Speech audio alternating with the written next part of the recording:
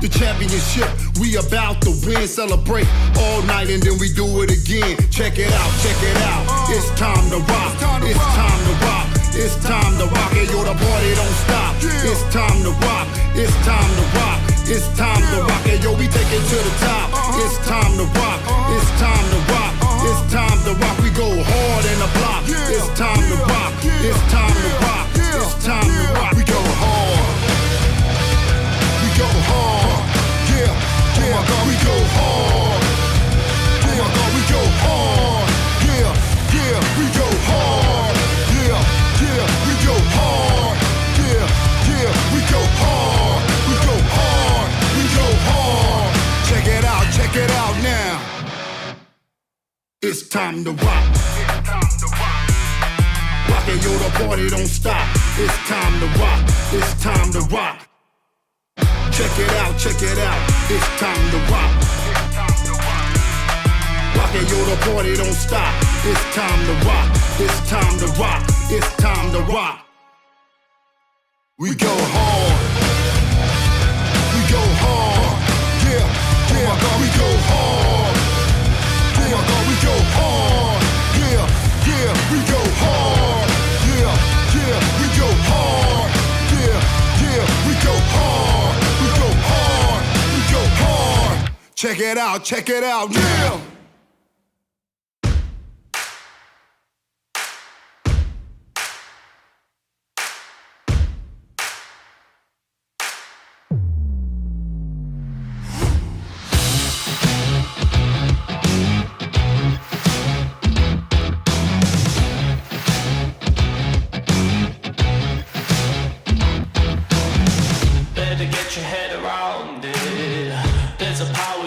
See, keep on looking till you found it. Unwavering belief. Oh, the feeling is astounding. Oh, the sense of energy. You might not see it on your skin, but you will feel it underneath. What you gonna do when you're tired, love? Keep on pushing, keep on pushing. You might be at the end of the line, but keep on pushing, keep on pushing. Stronger than you think and you're better than you know. So keep on pushing till the end, you better never let it go. What you gonna do when you're tired, love? Keep on pushing, keep on pushing.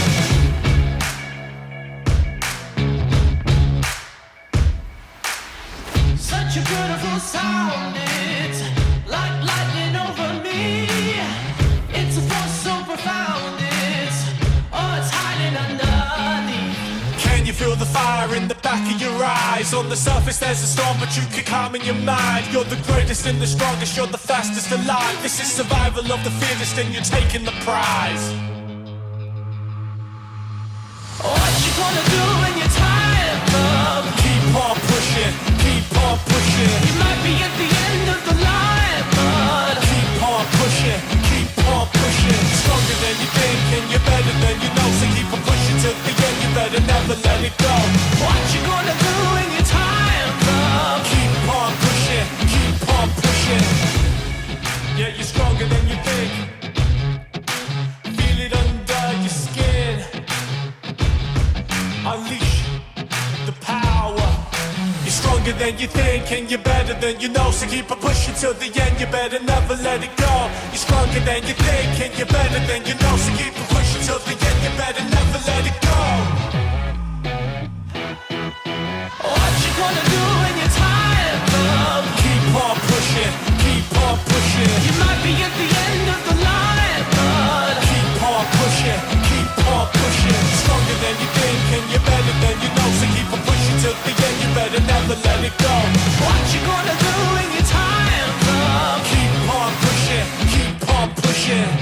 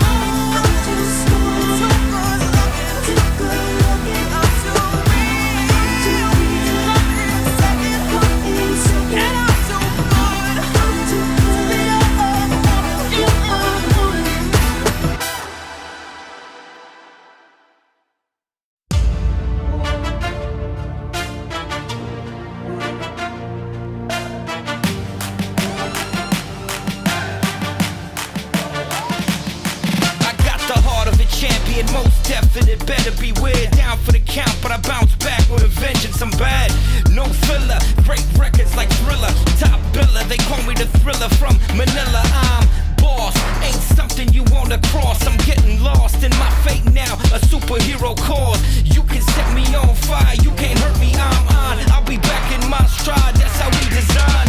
One thing I know, when no back is against that wall, you can bear, we'll be coming back, that's how we roll. We go renegade style, when they do we don't stop. Time to break through, come on free. Look inside and you will find the heart of a champion like me. Go renegade style, live with where we don't stop. Time to break through and come on free. Look inside and you will find the heart of a champion like me. Cold-hearted warrior, I never rest on my laurels. No matter the battle, I come back like I'm immortal. Undefeated air, been this way since I was born. Exhibiting the true mark of a champion.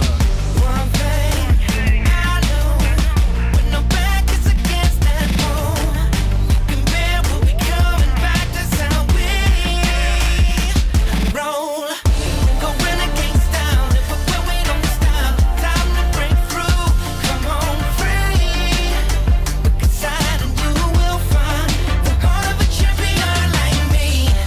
I'm a champion, I'm a champion, I'm a champion. Heart of a champion, you're a champion. Heart of a champ, heart of a champion. Yeah, stop, don't stop. Come on, keep it going. Come on, champion, go renegade style, go renegade style. Time to break through and come on free. Inside you will find the heart of a champion.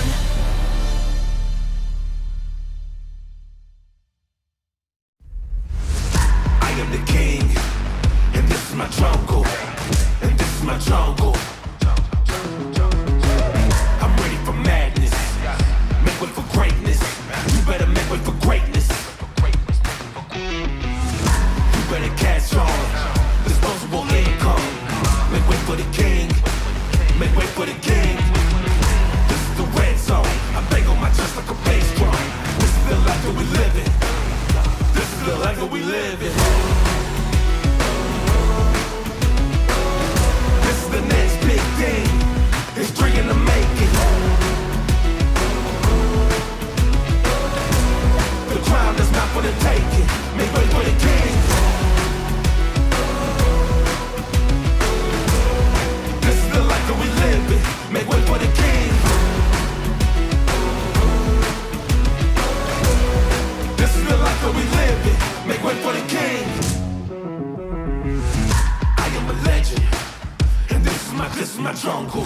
Now you better run, boy, cause this is an impossible outcome. I'm switching the flow up. You better buckle up. You better level up. Now you better level up. You better catch on. You the phenomenon. Make way for the king. Make way for the king. This is the red zone. I bang on my chest like a bass drum. This is the life that we live in. This is the life that we live in. This is the next big thing. History in the making. The crown is not for the taking. Make way for the king. This is the next big thing. History in the making. The crown is not for the taking. Make way for the king. This is the life that we live in. Make way for the king. This is the life that we live in. Make way for the king.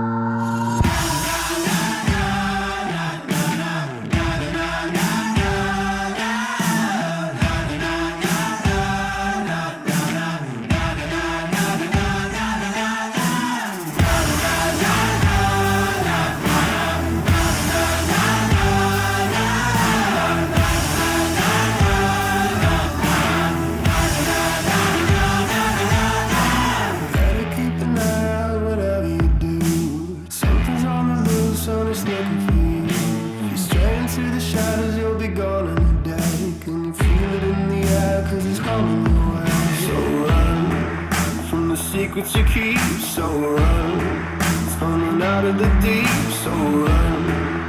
But you'll never be free because you know the wicked don't sleep.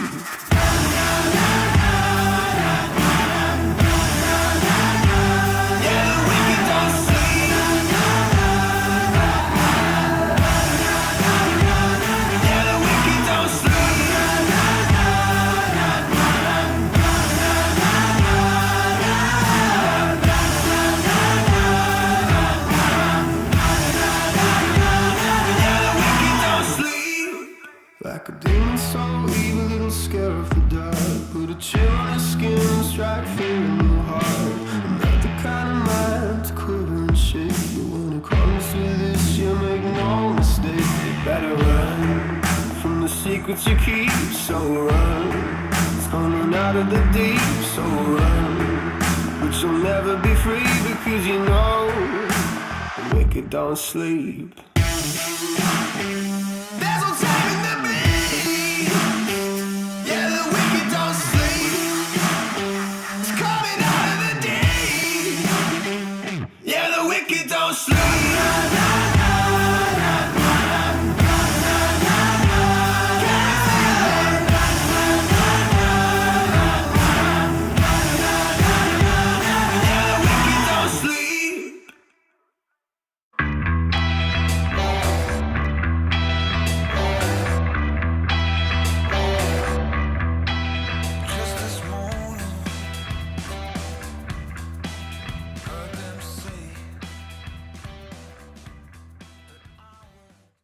It's day 7 of the 2025 Department of Defense Warrior Games, and we're live from the historic Washburn Field in Colorado Springs.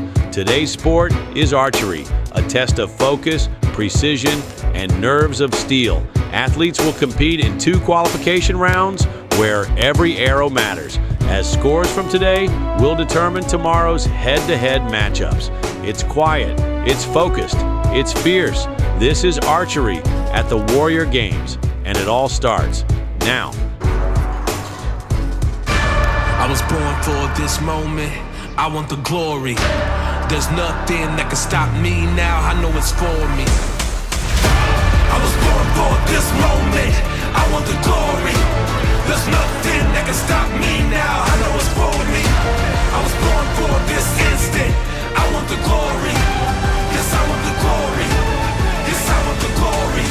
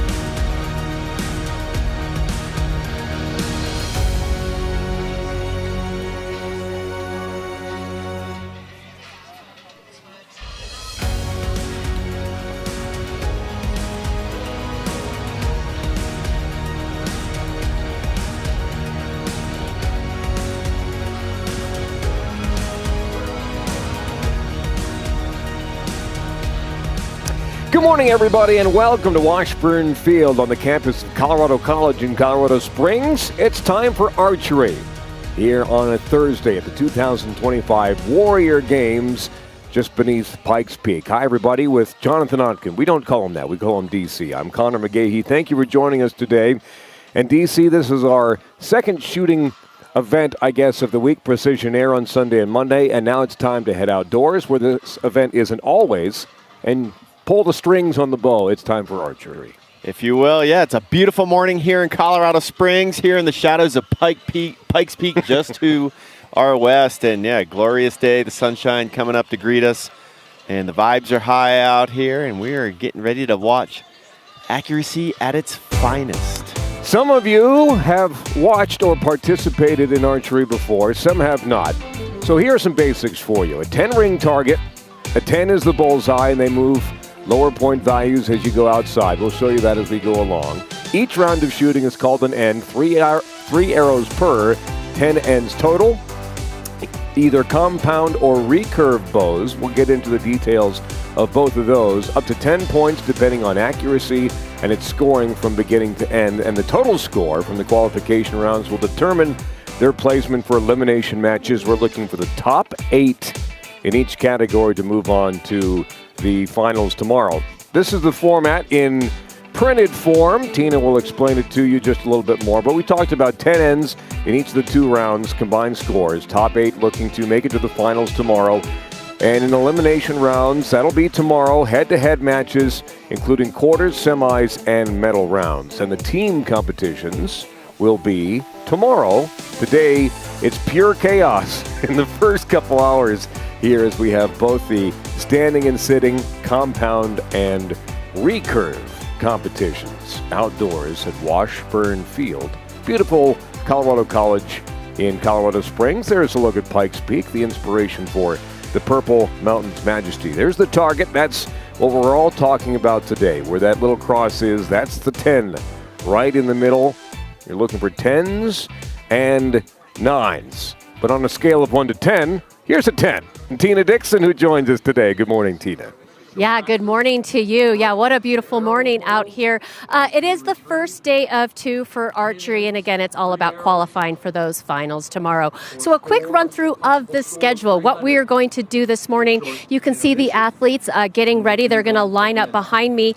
We will start the first round, the qualification round, and that will include 10 ends. Now, each end, the athletes will shoot 30 arrows. Now, there'll be a max score at the end of that qualification round of 300, and then we will take a 25-minute break, and we will start the second qualification round. And again, each athlete will shoot 30 arrows during those 10 ends with a total max score of 300. So that's what today will look like. It's a busy day, and again, you guys talked about this. The top 8 from each division will move on to tomorrow's final. So glad to have you joining us along this competition day. We got a lot of competition, so let's get to it. We will, Tina. Thank you very much, and we'll check in with you just a little bit later. You see representatives of Team SOCOM, Air Force, Marines, Army, and the U.S.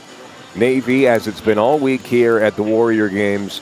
We talked about the fact that it's chaos. You have A and B shooting, and then C and D, DC. How about that? Yeah, definitely. We're not going to call it C and D today. We're going to call it B and C for you. But there's 2 different types of bows. There's the compound bow, which is complicated, and there's the recurve bow, which is more of your traditional bow that maybe a modern-day Robin Hood might use.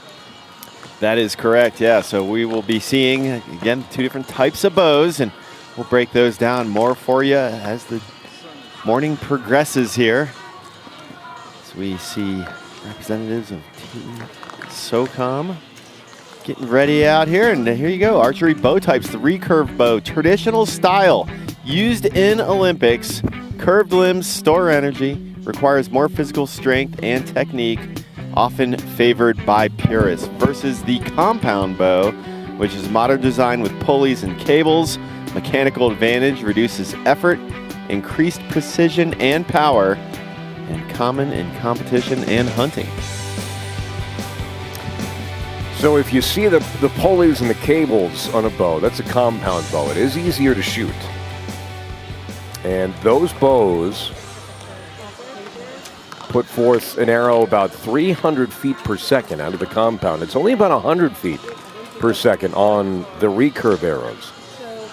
So talking to one of the coaches earlier from Air Force DC, he said because this competition is outside, and it's not always outside. It was indoors last year in Orlando, outside the year before in San Diego. But if you tend to get that midday wind that kicks up, as it tends to do here on the Front Range of Colorado, that will impact the recurve shooters more than it will the compound shooters.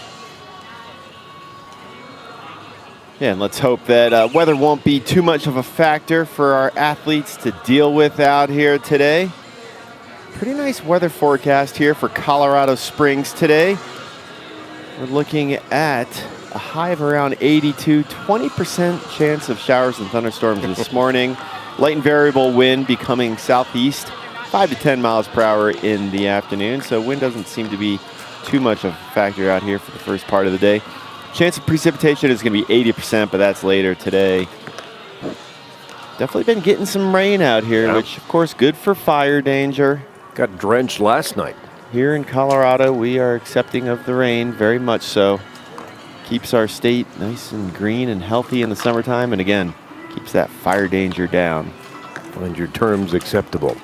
So there are two sizes of targets, and the targets there in front of you are the bigger of the two. Those are the recurve targets. There's going to be a sheet of 6 smaller targets, and that's what the compound archers will shoot at. The team competition will be tomorrow. Today is all about the individuals. That's a recurve bow. As Rocky from the United States Navy lets one go. Again, it's a modern day Robin Hood bow, or Legolas, depending. We will be getting to that conversation as well. Favorite archers. You've been talking about it for 3 days. From Hollywood movies. Also just famous archers, Connor, across the board. Artemis. I mean, how could you forget Artemis? I mean, if you're familiar with mythology at all, you have to know Artemis. Artemis, the ancient Greek goddess of the hunt. Also recognized as the goddess of the wilderness. Wild animals, the moon. I think you're a child of Artemis. TC is a child of Artemis. Wouldn't argue that. I mean, it's hard, but you can't talk about the Greeks and not talk about Heracles. Yes, when it comes to famous archers. Heracles, indeed. The feats of Heracles are many, Connor. He was more known for his prowess in melee combat, and his archery is often overlooked. Which I always thought it was a shame. Like, give Heracles his due. As the first end is completed, again, 3 arrows per end per shooters. So the volunteers are in there. It's not electronic scoring as we saw in Precision Air earlier today. They will go in there and report scores back off the paper targets. And the website that you can check out that information along with us is betweenends.com. Just scroll down and select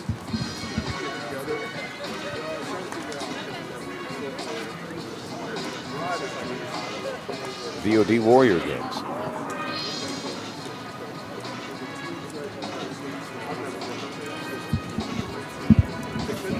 But we'll deliver those results to you as we go along, because it's, you know, we want you to focus on the visuals. And it's our job to deliver information. Speaking of the visuals, we got to send a lot of gratitude to our entire production team, including our cameramen out there getting all these beautiful shots for us. As you can see, the sun rising up over Colorado College here, and beautiful lighting out here this morning. The amount of work that they do, I mean, the setup that we have here is incredible. They've moved from venue to venue. You have basically 2 large events that happen each and every day, if not more. Here at the Warrior Games, and our crew does a wonderful job of setting up and tearing down all hours of the day and the night. And they never get the credit that they deserve, so thanks to our crew on site here and then back producing from Raleigh, North Carolina as well. So 1 end in the books. This is almost the longest part of the competition, DC, is having to walk down, check out your results, check out your finishes, pulling the arrow out of the targets, walking back and resetting.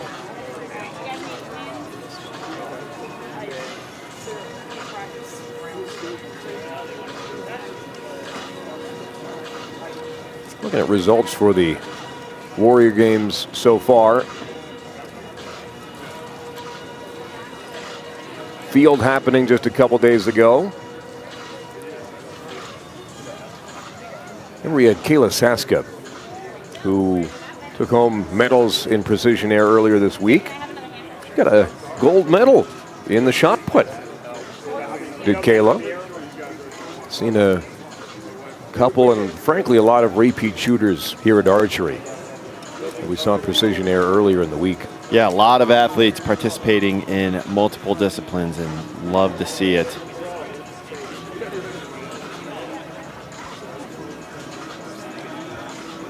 So getting ready for D and C after A and B went.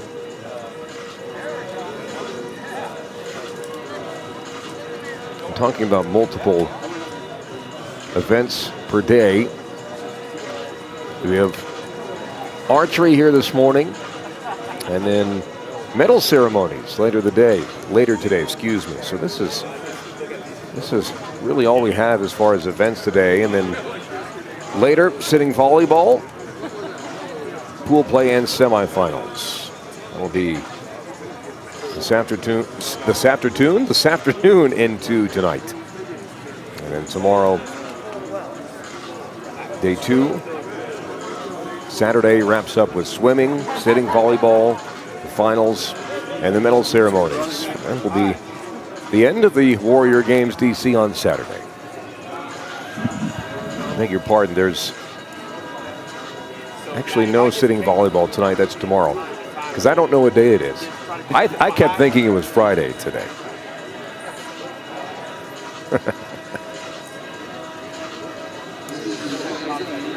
So we're preparing for D and C groups, as A and B have shot their first shots. And again, it's sort of a constant flow. It's perpetual motion here for archery competitions. Many are different, but we'll input those scores manually, and then we'll deliver them to you to see who's high in the table and who's not as we go along.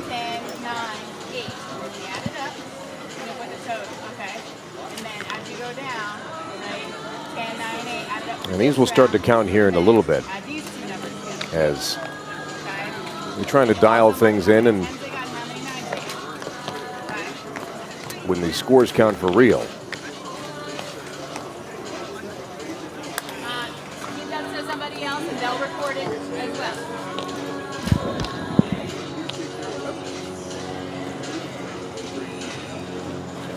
There's Derek Thompson out of Chicago, Illinois, representing Team Army down on the far west side of Washburn Field. Yeah, Staff Sergeant Derek Thompson. He, as we were talking about, a lot of these athletes competing in multiple disciplines. Derek Thompson competing in not only archery here today, but field. He was competing in precision air as well, sitting volleyball, track, wheelchair basketball, and wheelchair rugby. This is his third Warrior Games. He competed in 2023 and 24. And as you said, hailing out of Chicago, he graduated from Lawton High School in Lawton, Oklahoma. He began his military career in the Air Force Reserves in 2004 and then transitioned to the Army in 2005. And over the years, he accrued 36 months of combat time overseas and has been honored with 2 combat action badges.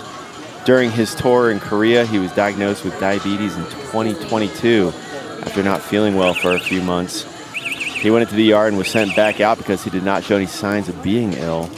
And after running tests, he was brought back into the ER with a A1C around 14 and stayed there for 2 weeks. And Staff Sergeant Thompson struggled for a few months after adapting to the medicine and was sent back to the States.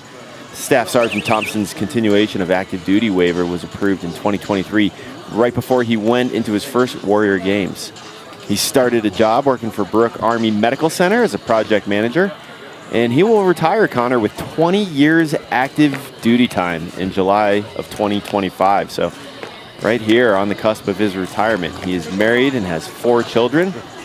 And a beautiful quote from Staff Sergeant Thompson says, "Thank you to the program. I was able to get approved to return to the fight. I've been working at Brooke Army Medical Center, aiming towards my 20 years. this program and adaptive sports really were a huge part to my recovery. And again, so many beautiful stories out here, Connor. And we want to thank Staff Sergeant Derek Thompson for all of his service, and congratulations on, again, retirement coming his way, July 2025. Only a few days left of July here, 2025. So retirement is just at his doorstep. Thank you, Staff Sergeant Derek Thompson of the U.S. Army. And to all of you who have served, are serving, or who will serve this great country of ours in the cause of freedom, thank you. To your families as well. The burden is not just carried by the warriors, as we found out. Practice continuing here, just trying to get dialed in. On the left there is Deaton. Deaton, part of the precision air competition earlier this week, and yes, he was. We'll say that a ton because the crossover between shooting sports is always plentiful. Have we seen Deaton's dog Karma out here yet? He can't be far behind. His well, he beautiful didn't. bulldog. I can't. Is the kilt back today? And the kilt, and because he had the Braveheart-inspired face paint for Sir William Wallace for precision finals the other day. He had the blue kilt, and then he painted his face like Wallace taking on the Longshanks. That's another practice end, and this is like doing the walk on the deck of an aircraft carrier to make sure that there's no scrapes or scraps. Beautiful shot there of iconic Pikes Peak, catching the morning sun there, overlooking our Warrior Games participants.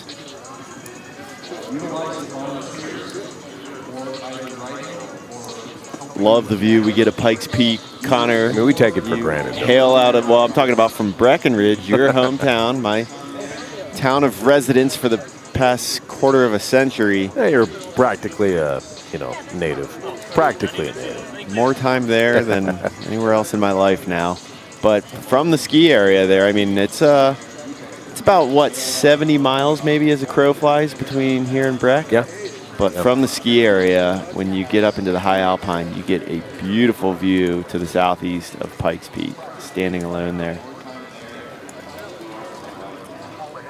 It was the infamous story of Zebulon Pike, who was credited with discovering Pikes Peak. Thought he could get up there a little bit quicker than he could. The original inhabitants of this area, the Utes, of course, had their own name for it, the Blue Sky people, the Utes. But yes, Zeb Powell was given the task. He was in the Army, and it was the early 1800s, and he was given the task of finding the headwaters of the Arkansas River, and he was down by current-day Pueblo, just to the south of us. Saw Pikes Peak, grossly misunderestimated the size of it. It's so fun. I love that story, and I look up there, and you look at it, and the ridge line, especially extending off the south of Pikes Peak, does look unassuming, and you can see how it's like, oh, we could easily walk. Oh, we could do that in a day, no problem. So he took part of his party, cached some supplies, and it was in November, so nights were getting pretty cold that time of year in Colorado. And they quickly realized after summiting one of the 11,000-foot tall foothills in front of Pikes Peak that, oh, we are not going to make the summit of this mountain in one day. So he retreated and went back to the Arkansas River and continued his mission of discovering the headwaters, which are near present-day Leadville, just north of Leadville. And then on his way out, he was supposed to return the way he came, but tried to find a shortcut to the Red River. Ended up crossing over the Sangre de Cristo Mountains, coming out near where the Great Sand Dunes are, and then was captured by Spanish forces. It was a peaceful capture, but they were marched down to Mexico, all the way down to Mexico. And he was allowed to walk about freely as they were marched down to Mexico, and got to experience some great culture, and then eventually was sent back across the Gulf of Mexico to New Orleans, and then back to Washington, D.C. And also another neat story about that whole trip. At some point, he had captured a grizzly bear cub and sent the grizzly bear cub back to Washington, D.C. as a gift to Thomas Jefferson, who apparently was very pleased with that gift of a grizzly bear cub. What happened to the grizzly bear cub if he grew up on the White House lawn? I don't know. Well, knowing Thomas Jefferson, who is a famous naturalist, loved the natural world, probably took very good care of that grizzly bear cub as practice continues here at Archery at the 2025 Warrior Games in Colorado Springs. Again, competitions of all kind: compound, recurve, standing, and sitting. And there's also a visually impaired category as well for a few archers. That was 1806, 1807. It's interesting that he ran into the Spanish because technically Colorado is part of the Louisiana Purchase at this time. So the Spanish are where they're not supposed to be. However, it's a large chunk of land that's impossible to police in its infancy. Well, the Spanish, if my memory serves me correctly from history books, did not acknowledge that purchase that was brokered by Napoleon. So it was the Spanish and the French who owned the territory, and Napoleon sold it off, and the Spanish were like, we didn't agree to that. That's sale. That's your thing. That's not us. Real estate acquisition of all time. And so they had caught wind of the Lewis and Clark expedition, and they had sent forces to try to intercept the Lewis and Clark expedition. And could you imagine how different history would have been had the Lewis and Clark expedition been thwarted by Spanish forces? Well, as even the Spanish, and no one talks about the fact that around Vancouver, Seattle, Puget Sound, the Spanish had quite the presence as well. So then when the British are going head-to-head in that part of the world, so they would come at Lewis and Clark from the Pacific most likely instead of up through Texas, New Mexico. And it would have been a lot different had they run into Lewis and Clark before they got to the Columbia River and the Pacific Ocean after that. In case you're just joining us, it's not going to be all history all the time, but it might be. It's fun stuff to talk about and practice. And also it's the history of our military as well. That's so right. It all ties in. But yes, that Lewis and Clark expedition, that was from 1804 to 1806. So that was just before the Zebulon Pike expedition to explore the headwaters of the Arkansas, 1806 to 1807. His first major expedition was to explore the headwaters of the Mississippi River. And there's some pretty funny stories to go with that one as well. You got more Zebulon Pike stories. Quite the character. Than anybody I've ever met. Are you going to do a biography on Zebulon Pike? He was quite the go-getter. He was definitely quite the explorer. And I said this the other day, we need more Zebulons out there. So if you're expecting a child, maybe just put Zebulon on the possible name list. Because I guarantee he'd be the only one in class. But he shouldn't be. One of the most famous snowboarders right now, Zebulon Powell. That's true. It was just taking the snowboard industry by storm. So there is a Zebulon. But we need more Zebulons. Current pop culture, I'd even go as far as saying he's quite famous. So practice continues as they inspect their shots. Again, smaller targets for the compound bows, larger targets for the recurve bows. Compound with the wheels and pulleys. Easier to shoot, tougher to maintain, the recurve bows. Harder to shoot, more traditional, but easy to maintain. Inspecting clusters there. Again, each end 3 arrows per archer. Walking right towards us is Steggy, is our friend from the Marine Corps, competing in his second event that we've been a part of this week. I said, how do you say your last name? He said, don't worry about it. Just call me Steggy.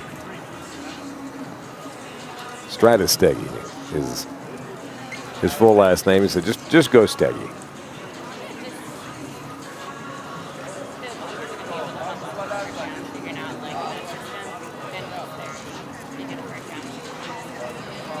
Again, you have to be extra careful. It's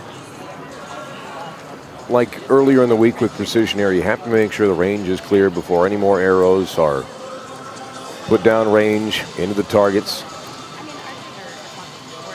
Calibration, again, has to happen a lot more with those compound bows,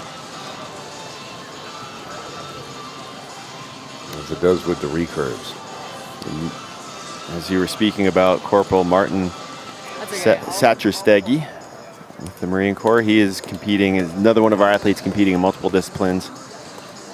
Not only archery here today, but cycling, field, precision air sports where we met him, sitting volleyball, track, wheelchair basketball, and wheelchair rugby.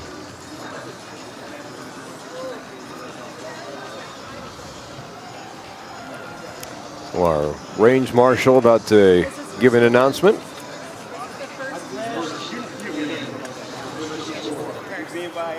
And this will be the first end of official scoring. This will all count towards the standings and qualification. Again, as Tina mentioned earlier, DC, the top 8 move on the qualification rounds and hopefully to the medal rounds, which will happen tomorrow here at Washburn Field. The top 8 toxophilites, to expand our vocabulary out here today. You know, I know you're proud of yourself, and I'm proud of you too. That's a new word for me, toxopholite, toxophilie, referring to the love of archery or the practice of archery itself. I always wonder the root of a word like that, because it's nowhere close to archery. Yeah, for real. Yeah. So N1, this is the qualification round. Team SOCOM has those black shirts, giant American flag on the sleeve. Well, Connor asking you shall receive. Toxophilie is a term for the love of archery, once again, or the practice of archery. It's derived from the Greek words toxon, which is Greek for bow. See, that's the connection I was looking for. And philos, which is love. So a person who practices toxophilie is called a toxophilite. Look at Jerry Bullock there, Staff Sergeant, or Team SOCOM. His second straight Warrior Games, participated last year in Orlando. Archery precision air, we saw him in day 2 of competition earlier this week, and sitting volleyball as well. Some of those targets, some touching the yellow again. The very dead center is a 10, and then a 9, 8-7 in the red.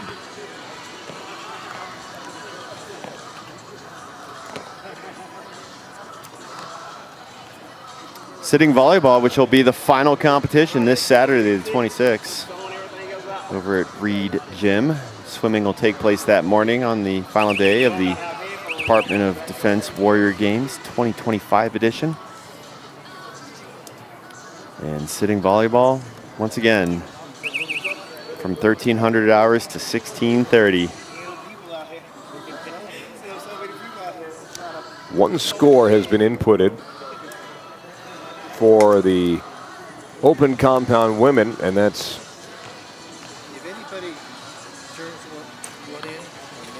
Bianca Hayden with 29 points so far. Again, when those start to populate a little bit more, we'll pass those along to you. There's a look at Corpsman Cesar Barrero out of Miami, Florida. He joined the Navy as a corpsman back in 2003. Get the famous quote from Captain James Lawrence on the sleeves there of Team Navy. Don't give up the ship. His last command, when in command of the USS Chesapeake, battling the HMS Shannon, the War of 1812. I'm loving the history out here. And we don't have any lack of that between the two of us. I'll tell you that right now. Chief Hospital Corpsman Cesar Barrero, also competing in field, powerlifting, precision air sports, sitting volleyball, which again will be the final event of this year's Department of Defense Warrior Games on Saturday, and wheelchair rugby. He joined the Navy in 2000 because he saw the Navy as an opportunity to build a fulfilling and prosperous career. And while he was on limited duty status, a friend suggested he contact Navy Wounded Warrior for more personalized support. His care team connected him with the Adaptive Sports Program, and he attended several introductory camps in the past several months where he had grown confident enough to become a trusted voice among his peers.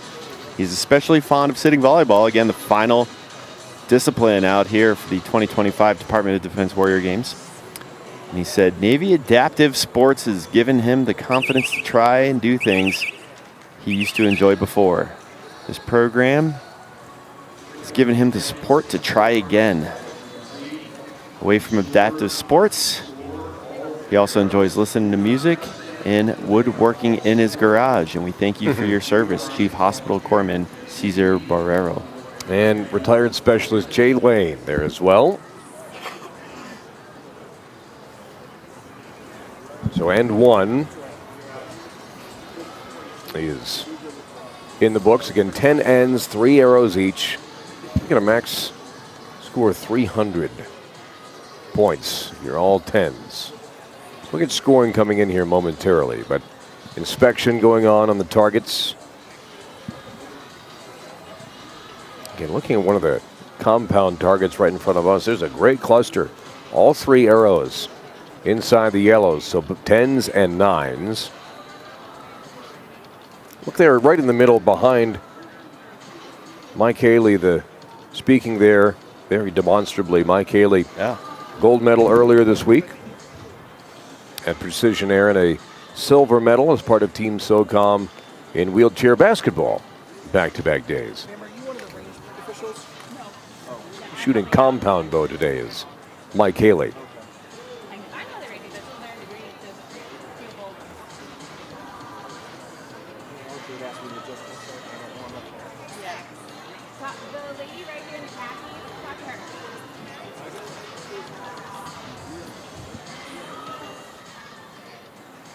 Again, as those scores come in, we'll deliver them to you. Again, it's not that instantaneous score that you have at Precision Air. It'll take a minute.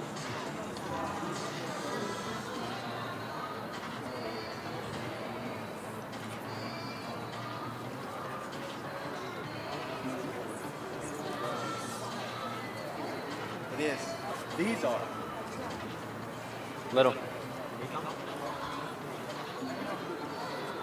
Can go back, DC, to we see Marine Corps, SOCOM, Air Force, all in one shot there.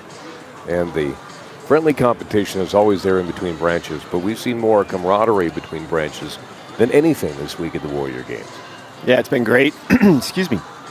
There was talk of that during Precision Air with our special guest, Lexi Lagan, a 2-time Olympian Lexi Lagan for Precision Air, who joined us on the commentary. And she said it's always quiet on the line. In fact, you can be docked points. You can be penalized for talking to other competitors. It can be considered a distraction, but not here at the Warrior Games. It was wonderful to see them chatting amongst each other. And again, the camaraderie, the community out here, Connor, is something that comes to mind when I think of the Warrior Games and how beautiful a display of love of sport and how it brings people together. This is so true.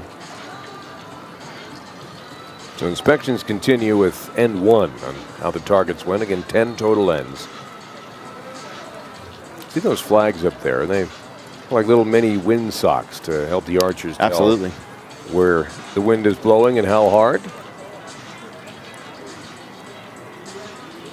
Again, if they have questions or are unsure about how to score one of the arrows, and there's the ultimate wind sock, and exactly from where the wind blows and how hard. We could also land a glider here if we needed to.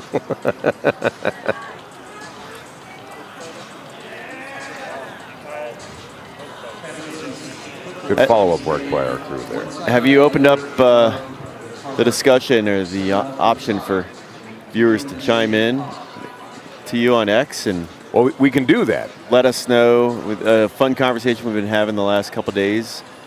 Who are your favorite archers? And when it comes to Hollywood, some of your favorite archers or archers of history or Favorite archery scenes from movies? Kelly Brown, what comes to mind?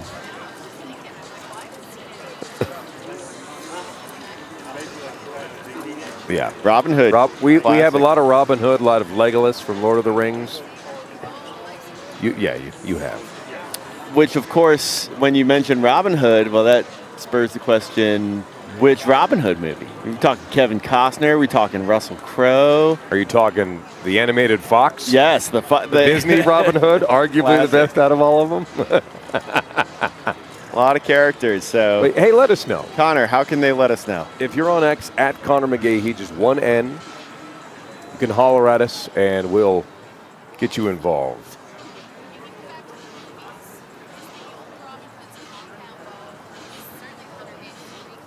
I think it's a great question. So I think Robin Hood is a recurve. And I don't think in the Hunger Games, which I've never seen, there you go. There we are right there. It's easier to see than to hear. Sometimes I wish I was named Joe Smith, but there we go. Send us a post, X at Connor McGahee, and get involved in our conversation. Who's your favorite pop culture archer of all time? And who is your favorite Robin Hood portrayed by? Russell Crowe, Kevin Costner. Oh, I forget about Russell Crowe. Taron Egerton. Actually, I just saw that. I'm a big Errol Flynn guy, not going to lie. Ah, yes, Errol Flynn. That was the Adventures of Robin Hood classic character there. But yeah, the Russell Crowe Robin Hood I didn't see until this past year. I thought it was great. I actually watched it twice. Oh. So nice, I watched it twice. So nice, you watched it twice. How about that? Russell Crowe is Robin Hood and Gladiator. All right. So D&C is now ready for end number 1. This is qualification round number 1. Different competitions, standing, compound, and recurve, as producer Kelly was just talking about. Compound is complicated. It's a great way to remember that. Yep. And recurve is the other one.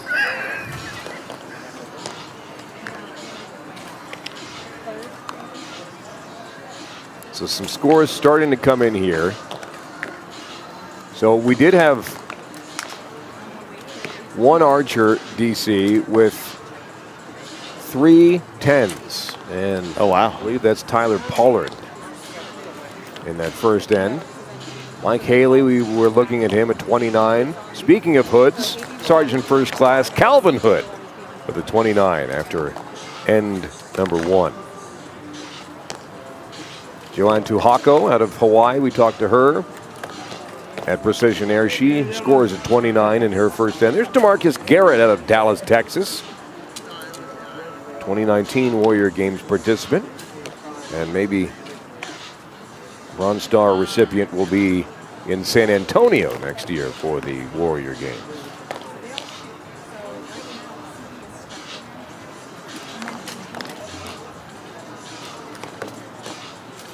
Again, 1-9 it looks like in that frame. You can see some of those arrows just zinging by the camera. Again, the compound release is about 300 feet per second. Recurve release just about 100 feet per second. There's a recurve bow. Team SOCOM.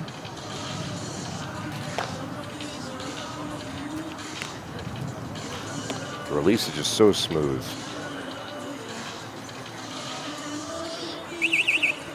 End number 2 of 10.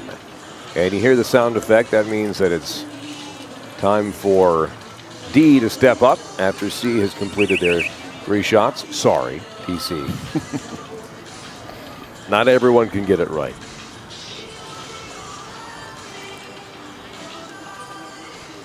Thomas Deaton, who we saw earlier at 25, by the way, in his first end.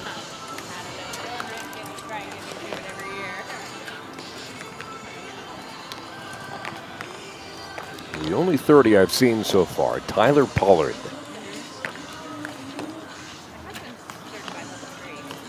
A couple 29s. Angela Harris, she's in the seated compound, 27 on her first. That's Lieutenant Colonel Justin Finsley. Originally from Puerto Rico. Portugal. Oh, I'm sorry, Portugal. I was pulling up his bio. I saw Portugal. You want to go surfing, I know. And there was an athlete from Puerto Rico as well. But yes, from Portugal, Lieutenant Colonel Justin Finsley, who's competing as well this week in cycling, precision air, sitting volleyball, and swimming. Representing the Air Force, commissioned into the Air Force in 2001, earned his wings as an MQ-9 Reaper pilot. Multiple combat deployments led to a diagnosis of PTSD in 2022 after years of dealing with increased symptoms. Justin tried out for Team Air Force in 2024, but didn't make the team, which only fueled his desire to compete alongside his fellow recovering service members. And he's been training for a year and says, "I wish I could have used this program sooner. It helped me significantly find the help and resources I needed for recovery. Without the program, I would not have started to engage in sports, music, and art at my current level."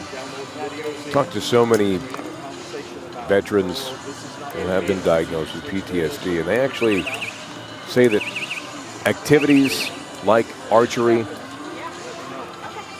fishing, equestrian, stuff like that is good for their healing process, especially with other veterans. So these adaptive sports, it's not just the competition, which everybody here is a fierce competitor. It's also part of their healing process on the journey on the road to recovery. 1,000%.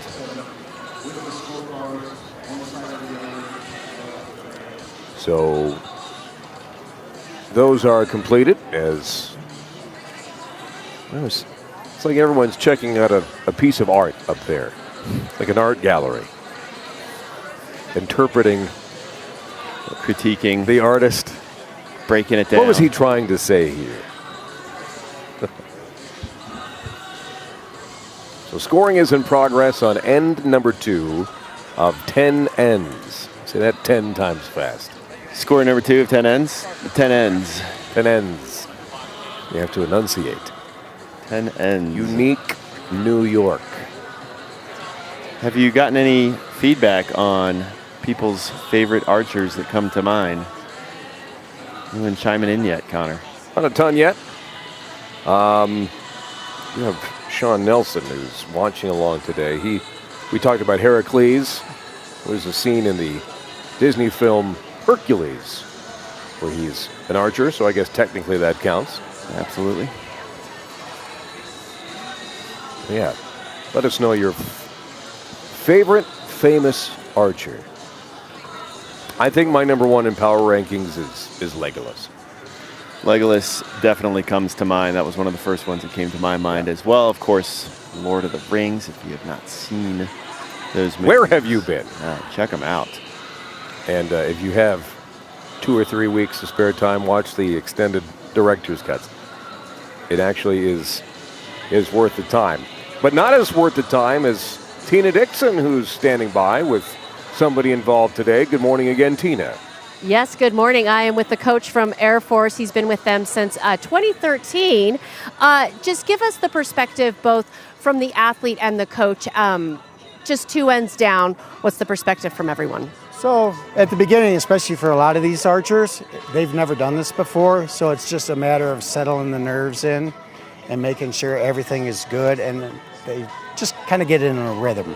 So after the first couple ends, jitters are gone. They've looked around, saw all their competition around them, and hopefully they just sort of settle in from that point. Yeah. At this stage of the game in the Warrior Games, they've probably competed in other events too. What's the fatigue factor like? For a lot of these guys, a lot, because like a couple of them, they're the ultimate champions, so they do one event in every sport. And a lot of the other ones are doing all 3 team sports and at least 3 individuals. So, and most of them are upper body. So by this time, it's the rubber arm syndrome. You know, it's just a matter of lifting the weight of that bow up and holding it long enough to get the shot off. And then for you, what's your involvement with the athletes? As far as overall, or? Just as far as today, yeah. Basically today, I'm just support, and we can't coach while they're on the line shooting. So if we see something, we have to wait till they come off. We'll make adjustments with the bows, make sure everything is still together, and basically just, cheer them on and tell them they're doing a great job, because a lot of these guys a year ago couldn't even pick the bow off the ground. So they've come to this point. So, Speaking to that, what kind of progress have you seen from these athletes, from what you just said, not even been able to pick up the bow to now being here on the line? oh, tremendous. A lot of them, they'll come into like our intro events that we have throughout the year, and they'll come out and do every individual sport. And a lot of them come out and they can't even pick the equipment up off the floor or do anything. But you see that little spark, like, this is something I really want to try.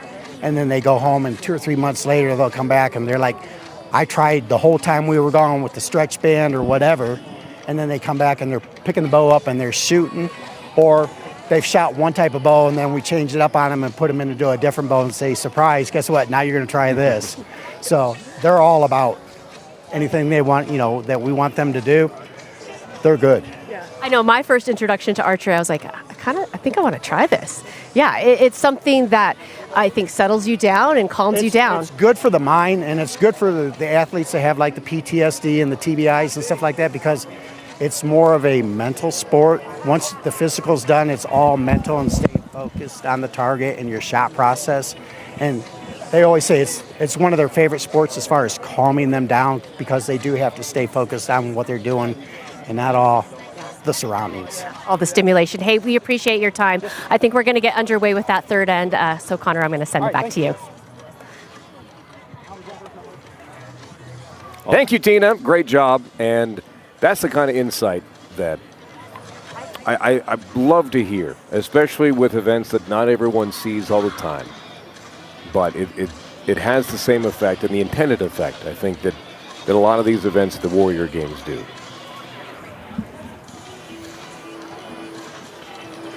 Hopefully Tina can round up some. And the approach of talking to the coaches is brilliant, because it's a constant, like there's no break in between for these archers. It's pretty, again, perpetual motion for the next 2 hours. Coaches can only do so much,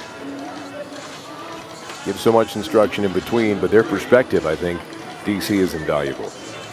Absolutely. I mean, there's a reason why they're in that position, and it is always nice anytime I'm doing any sideline reporting for any events, if I can tap into the mind of the coaches. The insight you get is exceptional. So Lieutenant Colonel Dora of the United States Air Force walking around. Of course, a couple medals for him in precision air earlier this week. He had a fall with an injury to his elbow, and now he's in a sling. Dislocated his elbow. So the sling is on, but Dora is still here helping cheer on Team Air Force. And a quote that comes to mind from a report with Lieutenant Dora with Tina Dixon is adapt and overcome. Right. Which really can be the theme of all of these games out here this week, Connor. Chief Gunner's mate Liz Campos, look at her week.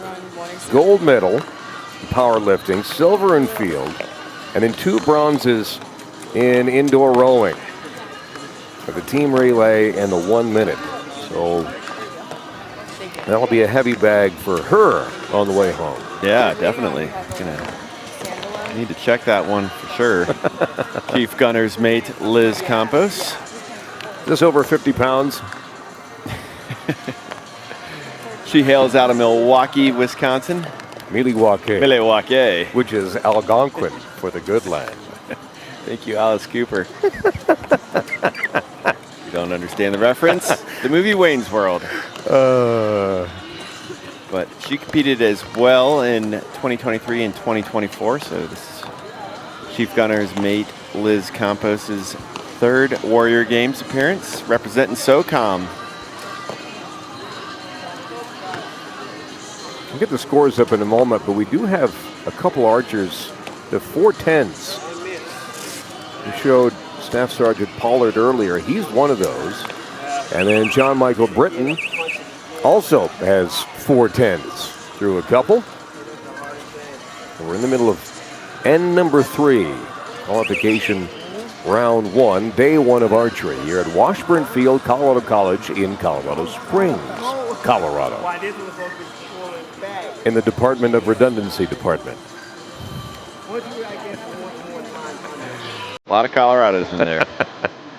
Way to get them in. Hopefully you're not confused.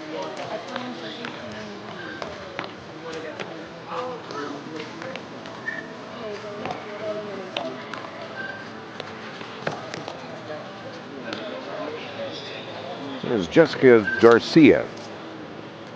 Again, busy week for her. I mean, how about that? Walking home with 5 gold medals. Track is her event. That's incredible. Silver in powerlifting. She had a great atmosphere earlier this week. And a very hot outdoor cycling event. The upright road race for her, she gets bronze. 8 of 11 sports for Jessica Garcia. And that's part of the reason, DC, that we start early in the morning because so many of these athletes, and obviously today being the exception, but so many of these athletes compete in multiple events on the same day. You need a little bit of a break in between. Right, yeah. They've definitely taken on some full schedules out here this week. Warrior Games.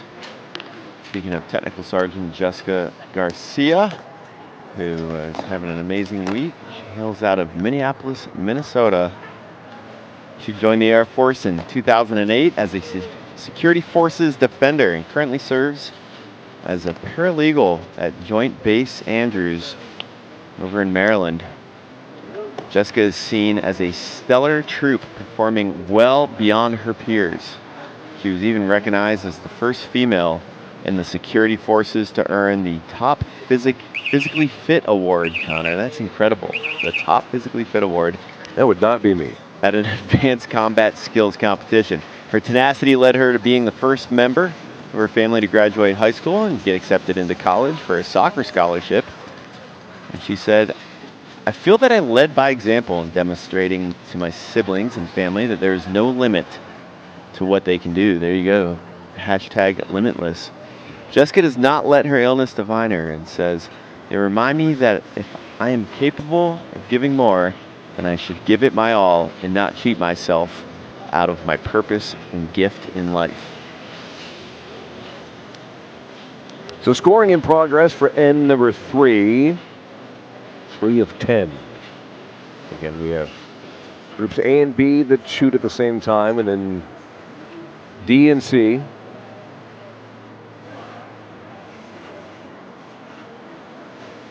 Any accurate shooters so far? Just diving a little bit into the background there of Garcia. And so many amazing stories out here.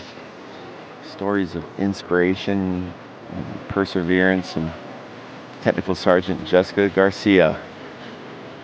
And some people are just natural born athletes. And Jessica Garcia, one of those. Again, 8 of 11 events here. You talked about her physical fitness record for the U.S. Air Force. I think we're going to get you one of those next year. Probably could use it.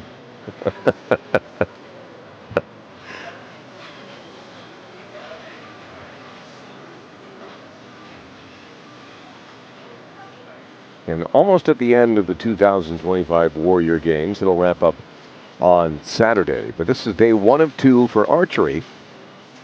Same bat time, same bat channel tomorrow for the team competition and the medal rounds. In top 8 in each category here today will move on to compete tomorrow morning. That's right.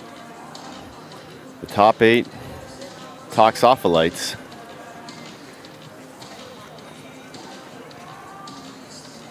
Toxo obviously being Greek for archery. Yes. Yeah.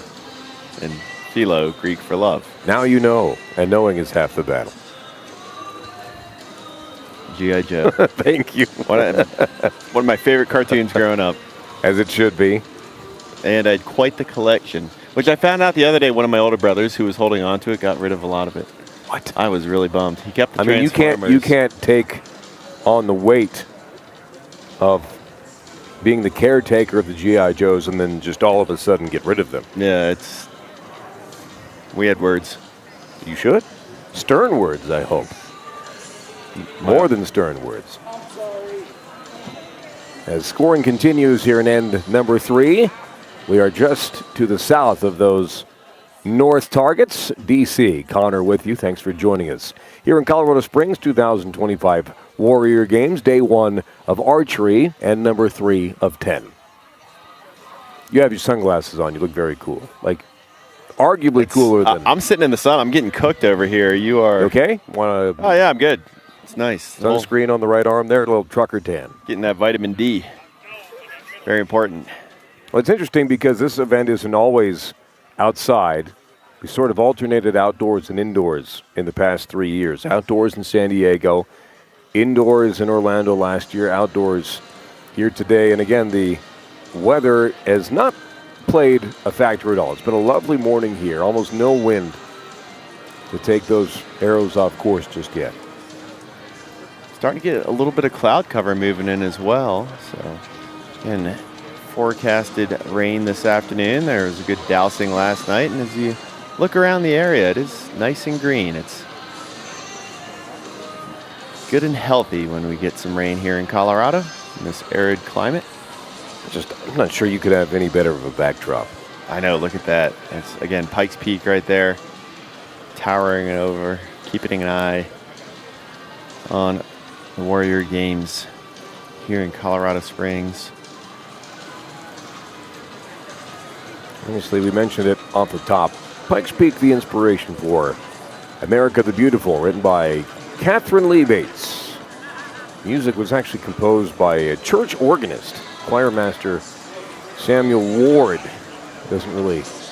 Everyone knows about Catherine Lee Bates, but Mr. Ward gets no recognition.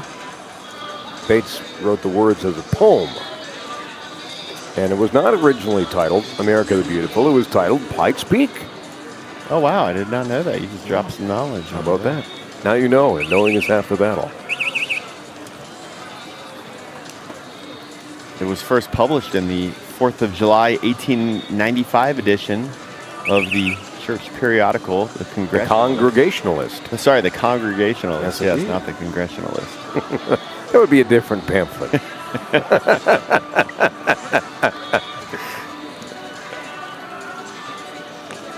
So we're almost ready for end number 4. Again, we have some high 80s as far as scores go. Tyler Pollard continues to be at the top. 7 10s for him. Bianca Hayden, one of our top female shooters so far. Second straight Warrior Games out of Eugene, Oregon.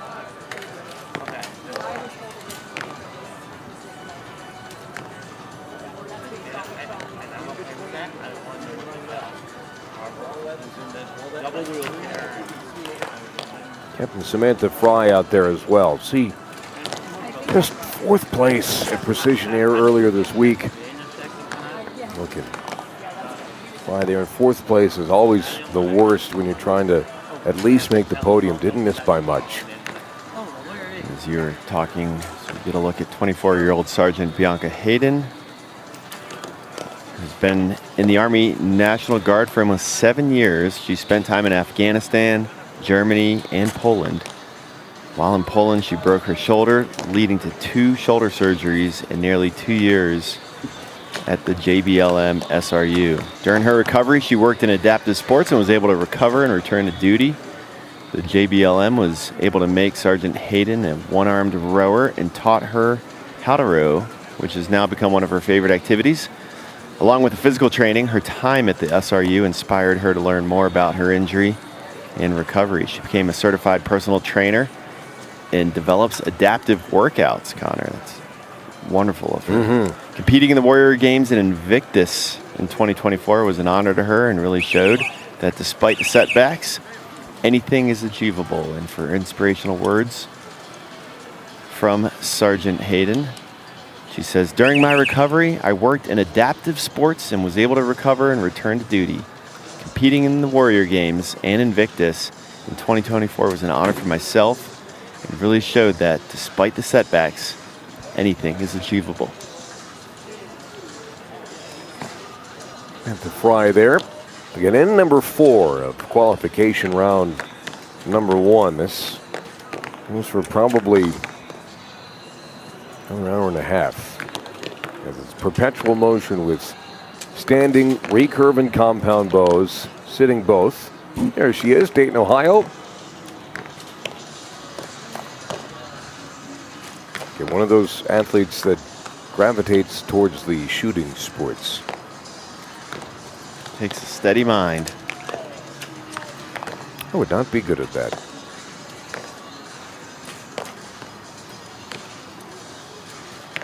Except right underneath that ear. Again, that's Practicing my accuracy, Connor, yesterday up in 11 Mile Canyon, just about an hour away from here, outside the beautiful town of Lake George. There's Captain Fry's scores so far. And she's on end number 4. 2 10s and a 6. Total score of 80 so far. Again, of her 9 shots through 3 ends, 4 are 10s and 2 are 9s. And 6 is the only outlier there, DC. Again, looking for 10s and 9s to get to the top 8 and get you into the finals tomorrow. And for more on First Lieutenant Samantha Fry, she has been active duty for over 3 years. Her life turned upside down when she suddenly became sick. The 26-year-old cannot work, exercise, or live in the way she had functioned before. She arrived at the Fort Bragg SRU surrounded by uncertainty, not knowing what was wrong or what the rest of her life would look like. And through adaptive sports, First Lieutenant Fry was able to feel capable again. Focusing on new ways to exercise gave her an anchor while surrounded by so many unknowns. Setting goals and training again gave her that sense of purpose and satisfaction that she had been missing. She learned to appreciate in her journey is to be grateful for what you are currently capable of. First Lieutenant Fry is grateful for her partner, family, and friends for their continuous support. And she says, through adaptive sports, again, I was able to feel capable again. Focusing on new ways to exercise gave me an anchor while surrounded by so many unknowns. And those words definitely resonate with me, Connor. Why is that? Had a pretty heavy surgery 2 months ago, and it's tough when you go from I live a very active lifestyle, and then all of a sudden you're sidelined, and it's a big mental game dealing with recovery. And something I wrote down that I looked at every day was focus on what I can do, not what I can't. Yeah. And that really helped me get through the first bit of recovery there when, again, I was sidelined from my activities. And it's so true. It's just focus that energy on what you can do and don't think about what you can't. We've heard similar mantras from so many competitors out here this week. On the positives, what you can, and instead of what you can't. So scoring in progress right now for end number 4. Reminder that all broadcasts and replays are available on the YouTubes. DoD Warrior Games Official is where you can watch it live or go back and watch it again afterwards. And we actually were told by many athletes that they like to go back and watch afterwards and see how bad our commentary was during their event. But it's there for you as well. Again, just look for DoD Warrior Games Official on YouTube.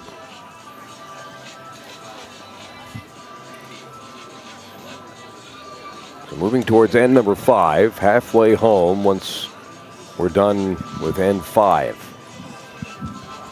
I've been enjoying tuning in and listening to our colleagues, our friends and colleagues. Yeah, they do a great job. Everybody does. And great coverage, and use that as a springboard to dive on into the gratitude to our entire production staff. Behind the scenes, so many amazing people that help bring this broadcast and make this all possible. Well, currently, Staff Sergeant Curtis Ballou, yes, like the bear, with 9 10s has jumped to the top of the men's open compound. Always loved the Jungle Book. I actually used that song, Bare Necessities, in a Instagram post about a month ago. I was hanging out over in beautiful Vail, Colorado, and right across the creek from me, right across Gore Creek, was a Black bear? nice, healthy-looking black bear, and I was at Hopefully a not a safe mama with distance. cubs. No. Okay, that's good. It's at a safe distance, and got some good video of that bear, and that was the soundtrack for my post. I tell you, you're not going to sing right now. I will spare our audience. Okay. I was kind of looking forward to it, but I'm getting used to disappointment. It's fine. Speaking of our audience, have you had anyone chime in on their favorite Not yet. archers? Or Nope, not yet. No real mentions of your favorite pop culture or historical archers. And at Connor McGahee on X, if you want to let us know. Let us know who comes to mind. Legolas, Robin Hood, Heracles, Katniss Everdeen from the Hunger Games, which I still have never seen. Crossed I love my movies, attention but can't get into the Hunger Games. No, I enjoyed. Sorry, one of those where you. I guess if you didn't read the books, maybe. I didn't read the books. But you enjoyed the movies. Yeah. Okay. That I did. I did read Lord of the Rings books. Tolkien. Incredible. Yeah. Master Sergeant Jody Pyle Vandersees. From down the road. What did I say? Vandersees. Remember, size like the shirt. Size. Rio Rancho, New Mexico, right down the street. Land of enchantment. The beginning of end number 5. You're in day 1 of archery.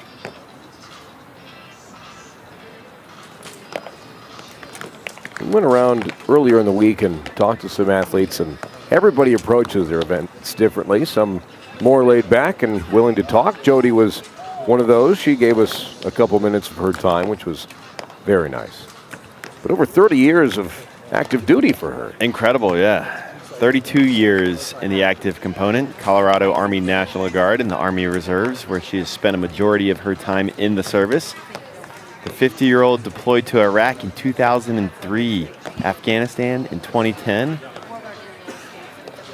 with the COARNG,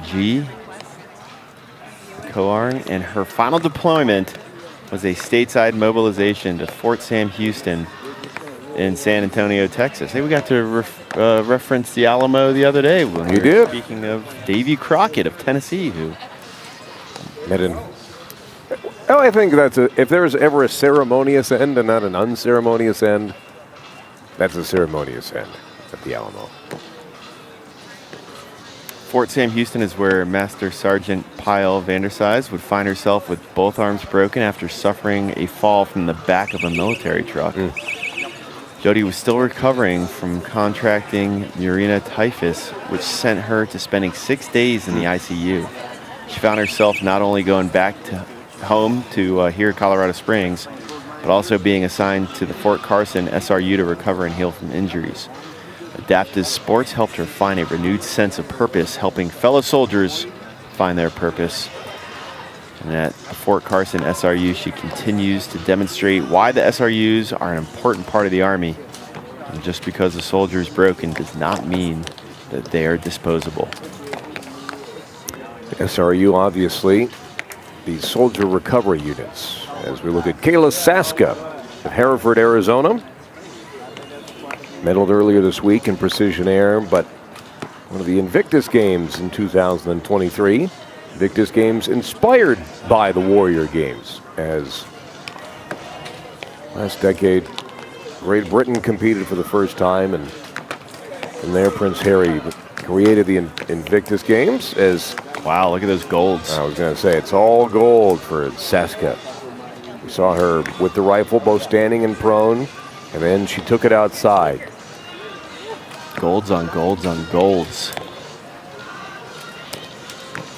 As you said, fire controlman Kayla Saska, hailing out of Hereford, Arizona, very close to the Mexican border, very southern Arizona. So these must be some very comfortable temperatures as to what she grew up with. 3/8 in her last end for Saska.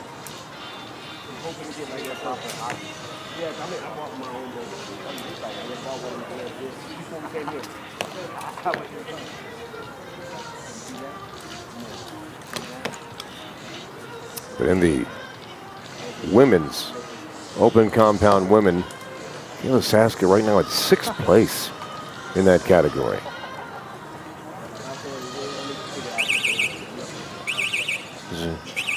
She has some catching up to do in the second 5 ends. So end number 5 is in the books.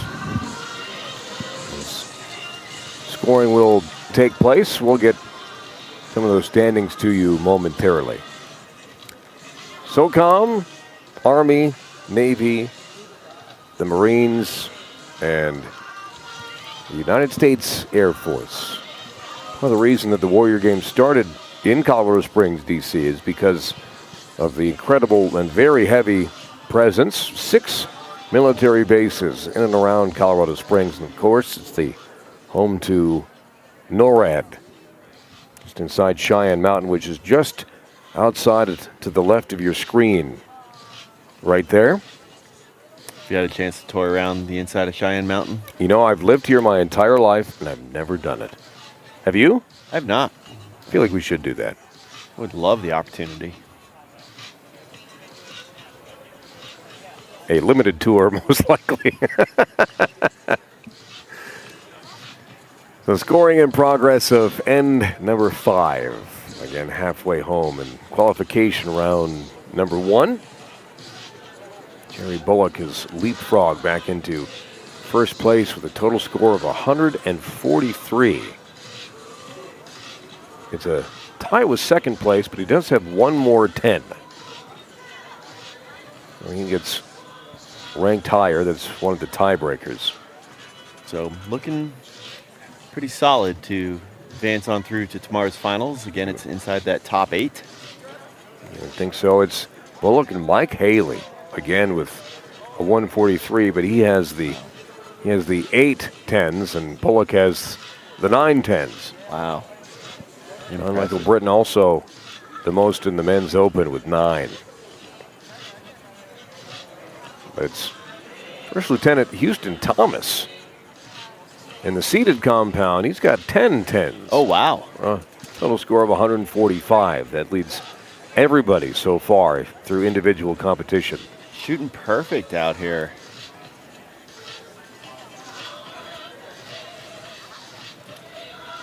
First Lieutenant Houston Thomas, representing the Air Force from Orlando, Florida. Shooting perfect.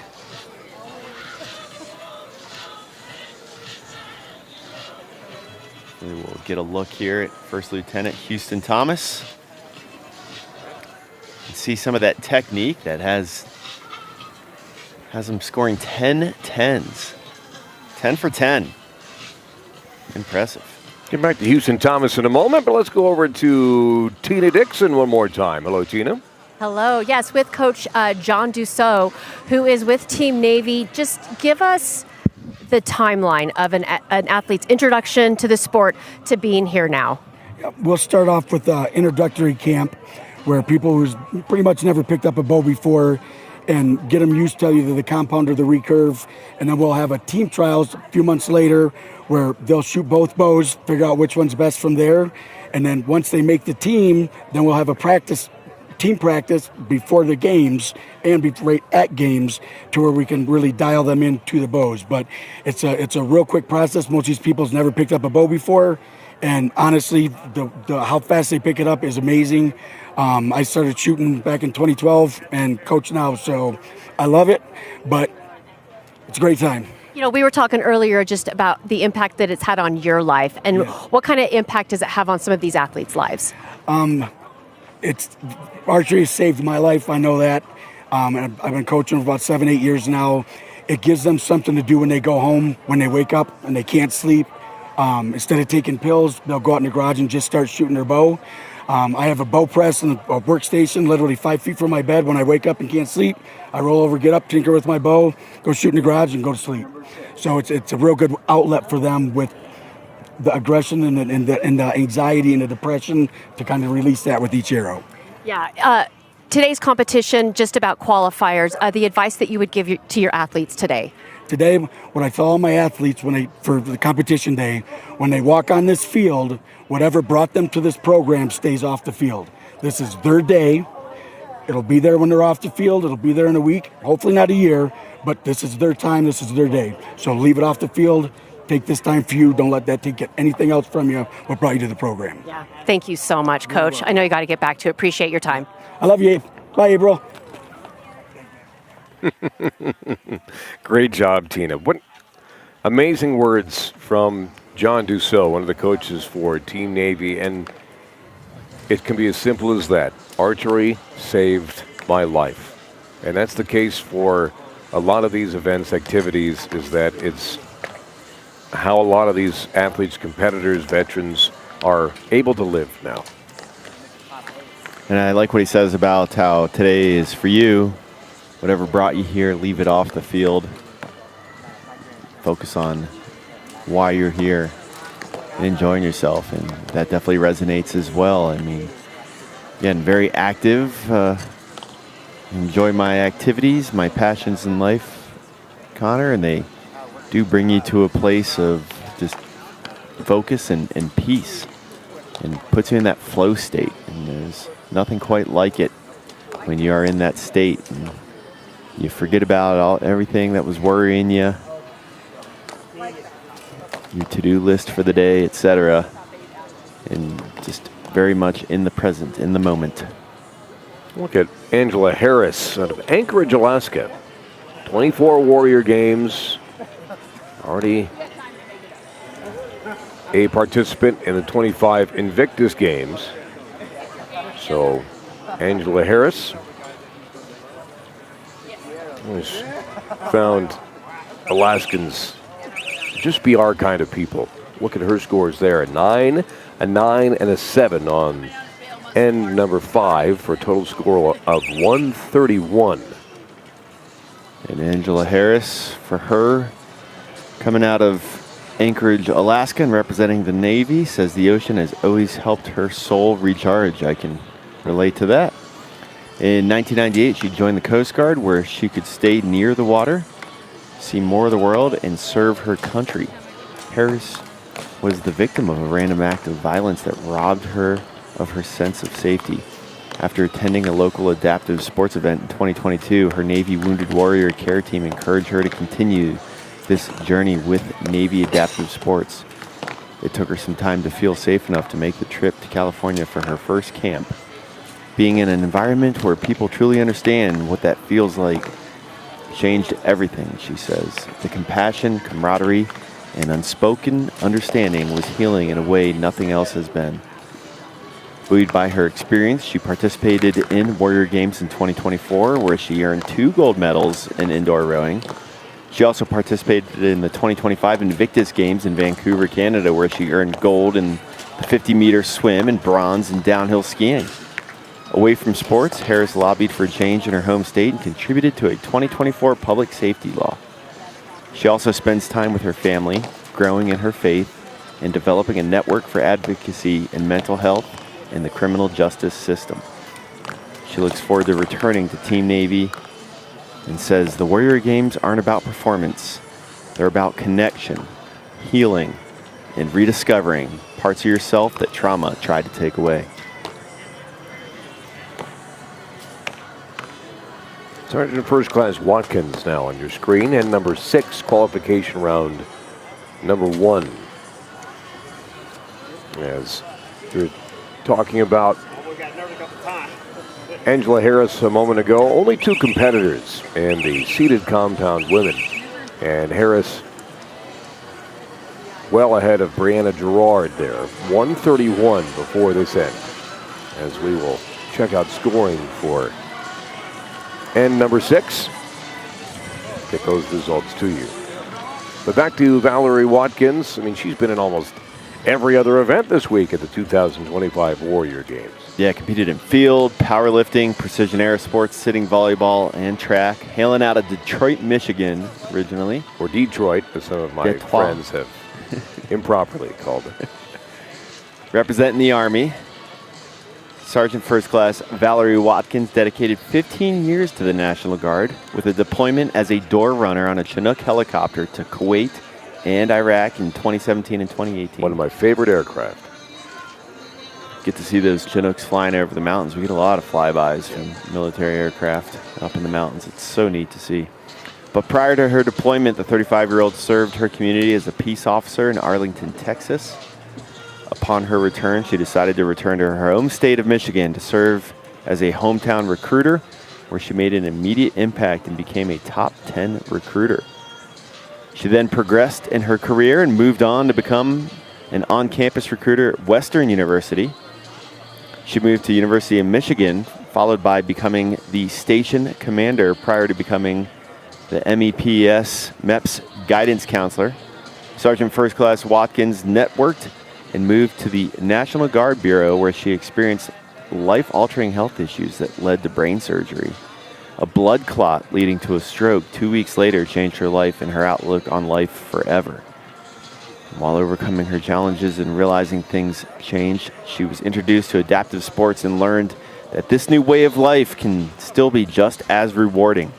With the help of a recreational therapist and SRU AR staff, she broke through into the world of adaptive sports and found herself again. Sergeant First Class Watkins found a community in her mental and physical health, coming back together again.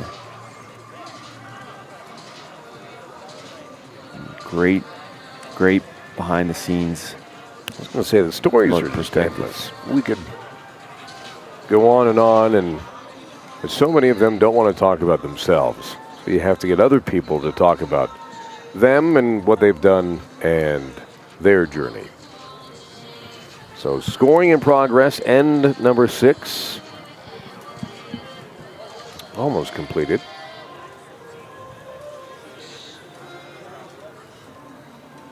History of the games, we alluded to this a moment ago. Department of Defense Warrior Games. This is the 15-year anniversary, if you can believe that. That's Started amazing. in 2010.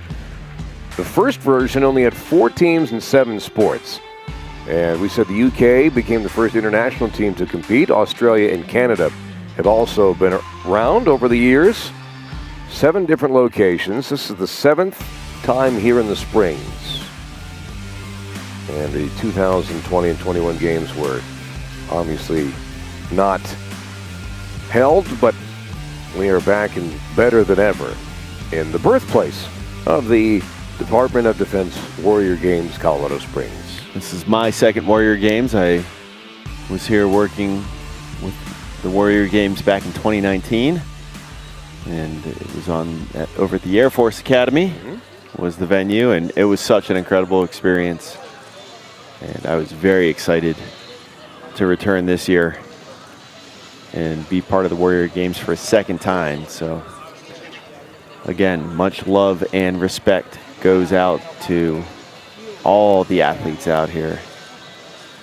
It is a very inspiring community. And it's just it's a great event to be part of, and a lot of love and respect to everyone else that's out here working the games, and including yourself, Connor McGahee. It's fun getting to hang out with you. My first opportunity, and it's great to be with you. And hilarious that the Breckenridge connection has come in, but an amazing opportunity when it came up, and it was a no-brainer. And just love to be around our nation's heroes and warriors as much as possible, and to honor them and their families for all that they have gone through and still have to go through on a daily basis, whether the wounds are seen or unseen. So this is Group B. Again, A and B shoot together. End number 7. C and D will go. Joanne Suhako, Chief Warrant Officer of the United States Army. Kayla Kakua, Hawaii.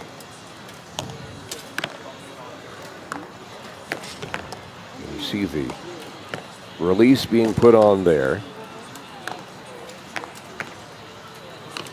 And you have the compound and the recurve bows. That's a compound that she's shooting. and number 6, 9, 9, and an 8. So lurking around at number 10. A score of 151 for Joanne Suhaka. That's second place right now behind Captain Fry in the women's standing compound. And for more on Chief Warrant Officer 4, Joanne Suhako, she joined the Alaska National Guard in 1994, then transferred to the Army Reserve in 2004, became an active Guard and Reserve soldier in 2009, and upon her cancer diagnosis, her world was sent into a tailspin. She did not know what to expect and how it would affect her future. The introduction to adaptive sports gave Suhako the motivation each day to dedicate her time to improving these newfound skills. The coaches and the staff at the Fort Bragg SRU helped her to find a new passion in archery and cycling. She says that adaptive sports helped change her outlook on life while recovering from cancer treatment. The new sports gave her an outlet while taking care of her health mentally and physically. She is very grateful for her wife, who was there for her throughout her treatment.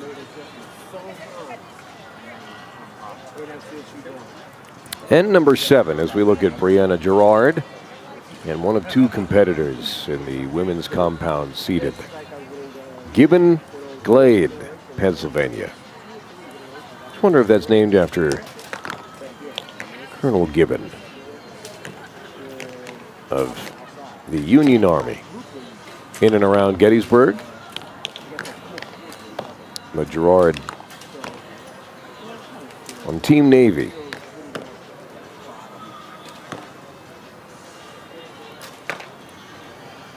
How close is Gibbon Glade, Pennsylvania to Gettysburg, Mr. DC? It is a good ways west of Gettysburg. Gibbon Glade is right on the Mason-Dixon line, the border between Pennsylvania and Maryland, and it's almost in the southwestern corner of Pennsylvania. So, yeah, good distance west of Gettysburg.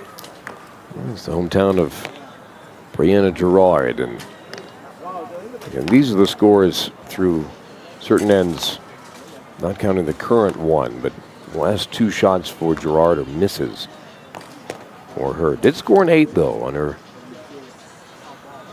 first arrow of end number 5.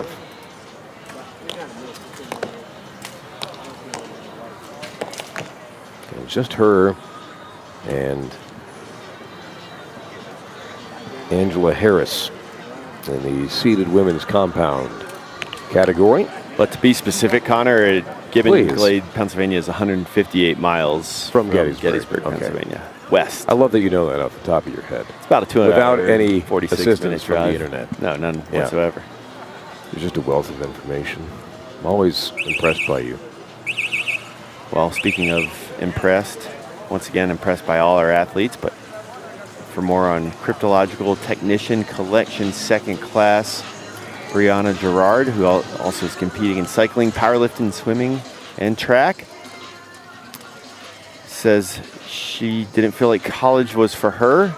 She joined the Navy in 2021 because she wanted to learn some of the professional skills the Navy could provide her and knew that the sea services could set her up for future success. Her life changed in a heartbeat when she was in a catastrophic accident while riding motocross with friends. Her vehicle malfunctioned.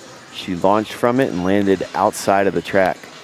Her complex injuries resulted in markedly reduced mobility, but she has not let that slow her down, Connor. After she finished rehab, her Navy Wounded Warrior care team told her about the adaptive sports program, and she attended her first camp in January 2025. So just at the beginning of this year. Coaches taught her how to work within her abilities to try things like seated archery and wheelchair rugby, but she most loves swimming again. Navy Wounded Warrior program helped me get stronger, she says, as well as have fun and make new friends along the way. She says, I have something to look forward to. This program has helped me navigate this life-changing injury. Outside of adaptive sports, Gerard enjoys coloring for relaxation. I can relate to that, Connor. Playing with her dogs, I can also relate to that. And driving RC vehicles with her husband. which actually one of my friends, while I was healing, so the surgery I was mentioning, it was a hip surgery 2 months ago, and one of my friends brought over an RC vehicle. I have a 1998 Toyota 4Runner and a 2018 Toyota 4Runner, and he brought me over this RC 4Runner, and it was incredible, and it was great. It was a lot of fun, and it distracted me from those first very uncomfortable weeks of recovery. So I can relate to that and to the dogs as well. I don't have my own dogs. I travel too much. I would love to have a dog. I love dogs, but I was borrowing friends' dogs during recovery, and still am. Taking them on now that I'm able to like go on hikes and stuff, taking them on hikes. And I 1,000% believe in dogs as service animals because, gosh, it really does put you in a good mood. What great company. And they know, right? They know they do. when you are off. They do. And they're there for you. And that's what we've seen, not just from dogs, but from so many humans here this week is that they're there. And it's not just whenever you need, it's more of a proactive approach. Instead of don't reach out when you need something, we'll reach out to you. And I think that's been the message that vets have said to everybody else is, hey, check on your brothers, check on your sisters. And that proactivity, I think, has probably saved a lot of lives. Absolutely. And it's very important. And it's I find myself sometimes if I'm thinking of someone that I haven't talked to in a while, I'm like, I really should have reached out. I'm getting a lot better at just picking up the phone and giving them a call or just shooting a text. I personally like. Goes a long way. I like the old-fashioned approach of just calling someone to say hello. But you never know. And I feel like it never happens nowadays. So if that crosses your mind today, just do it. It doesn't have to be somebody who's struggling. You can do that to anybody. You can reach out to us as well. Send us a tweet. Let me know where you're listening, watching from, how you are doing so. Free on DODWarriorGames.com. Streaming on the YouTubes and ESPN Plus if you have a subscription. And let us know who your favorite archer was. In what movie? Does favorite archery Sterling scene. Archer count? Did you ever watch Archer? No, It was a great show.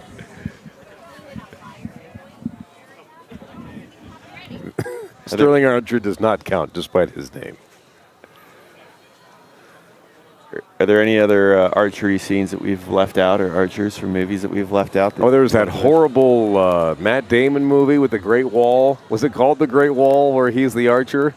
I'm not sure. I don't know if I think it was called The Great Wall or something, but he was an archer in that. I remember it being not a great movie.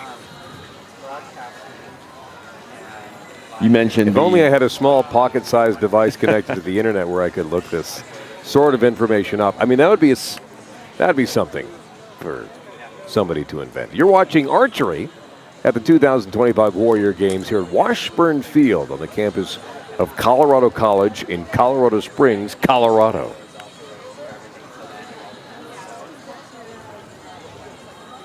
I think it was called the Great Wall, by the way. Let's see. The Great Wall came out in 2016. In ancient China, a group of European mercenaries encounter a secret army that maintains and defends the Great Wall of China against a horde of monstrous creatures. It was not great. So don't go rushing to check this. I mean, if it's on, you can probably watch it. But that involved a significant amount of archery, is what it did.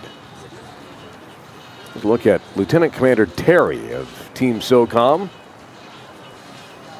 one of our seeded men's compound competition here in end number 8, qualification round 1. This is Group Delta. 90 seconds are on the clock. Again, each end is timed. 3 arrows per end. Richmond, Virginia. Your nape of the woods, neck of the wape. Other side of the city from where I was raised. I always found it fascinating for the Civil War that the Confederacy decided to have Richmond, Virginia as their capital. stone's throw away from Washington, D.C. A good look at how Lieutenant Commander Terry is lining up here. Again, the compound shooting at the smaller targets. This is end number 8. You look at his scores through 7. A total of 103, an 8, a 5, and a 4 for the Lieutenant Commander. And sorry, for some reason I thought you said I was thinking Alexandria, Virginia, when you said Richmond, Virginia. Yeah. Richmond is not Richmond the is other not side the of other the city. side of the city. It's a good ways south of the But I city. mean, if you look at a map, I guess it may seem that way from far away. But yes, the Confederate forces were right across the Potomac River. Don't but the Civil War starting in South Carolina. Wilmington is a port city. To have a landlocked capital, I found to be an interesting strategy. Bold strategy, Cotton. Let's see if it pays off. The fact that you haven't said that one time this week is just slightly disappointing. It's okay. You don't sing for me. You don't go dodgeball. It's okay. It's all right. Great movie, Dodgeball, though. Maybe tonight I'll revisit that movie and pull out some more dodgeball quotes. You're just saving it for the medal round tomorrow. This end number 8 is underway. Sergeant First Class Calvin Robin Hood out of Atlanta, Georgia, is second. Very fitting. Warrior Games. But how serendipitous is it that we have a Hood competing in archery? Team SOCOM for Sergeant First Class Calvin Hood. Sergeant First Class Hood also competing in cycling, field, track, and wheelchair rugby. Right now in 11th place, not including this end, is Sergeant First Class Hood with 178 points. A 9, 8, and a 9. Pretty decent 7th end for Calvin Hood. Shooting position 15A today. Again, there's A and B, C and D for each target. Starting out pretty hot, though. If you look at his first 2 ends, 4 10s out of 6. Yeah.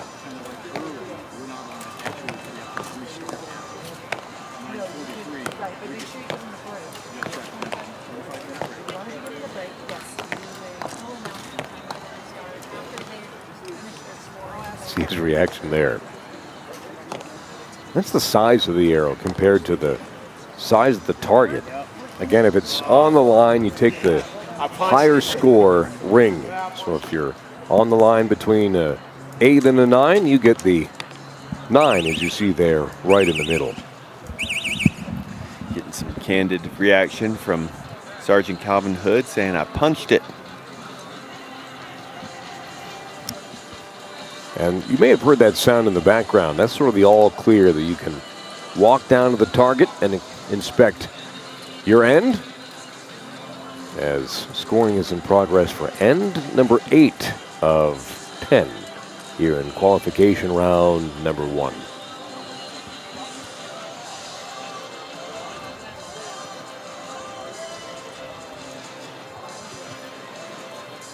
It's 120 seconds for each quiver of 3. Look at Washburn Field. One of the club sports here at Colorado College are played here at Washburn Field. The women's soccer field is right next door. Colorado College, a smaller college, mostly D3, but Division I in a couple sports. Women's soccer, as we mentioned, they compete in the Mountain West Conference, and then Colorado College hockey in the National Collegiate Hockey Conference. One of, if not the top collegiate hockey conference in America, along with University of Denver, Minnesota Duluth, North Dakota.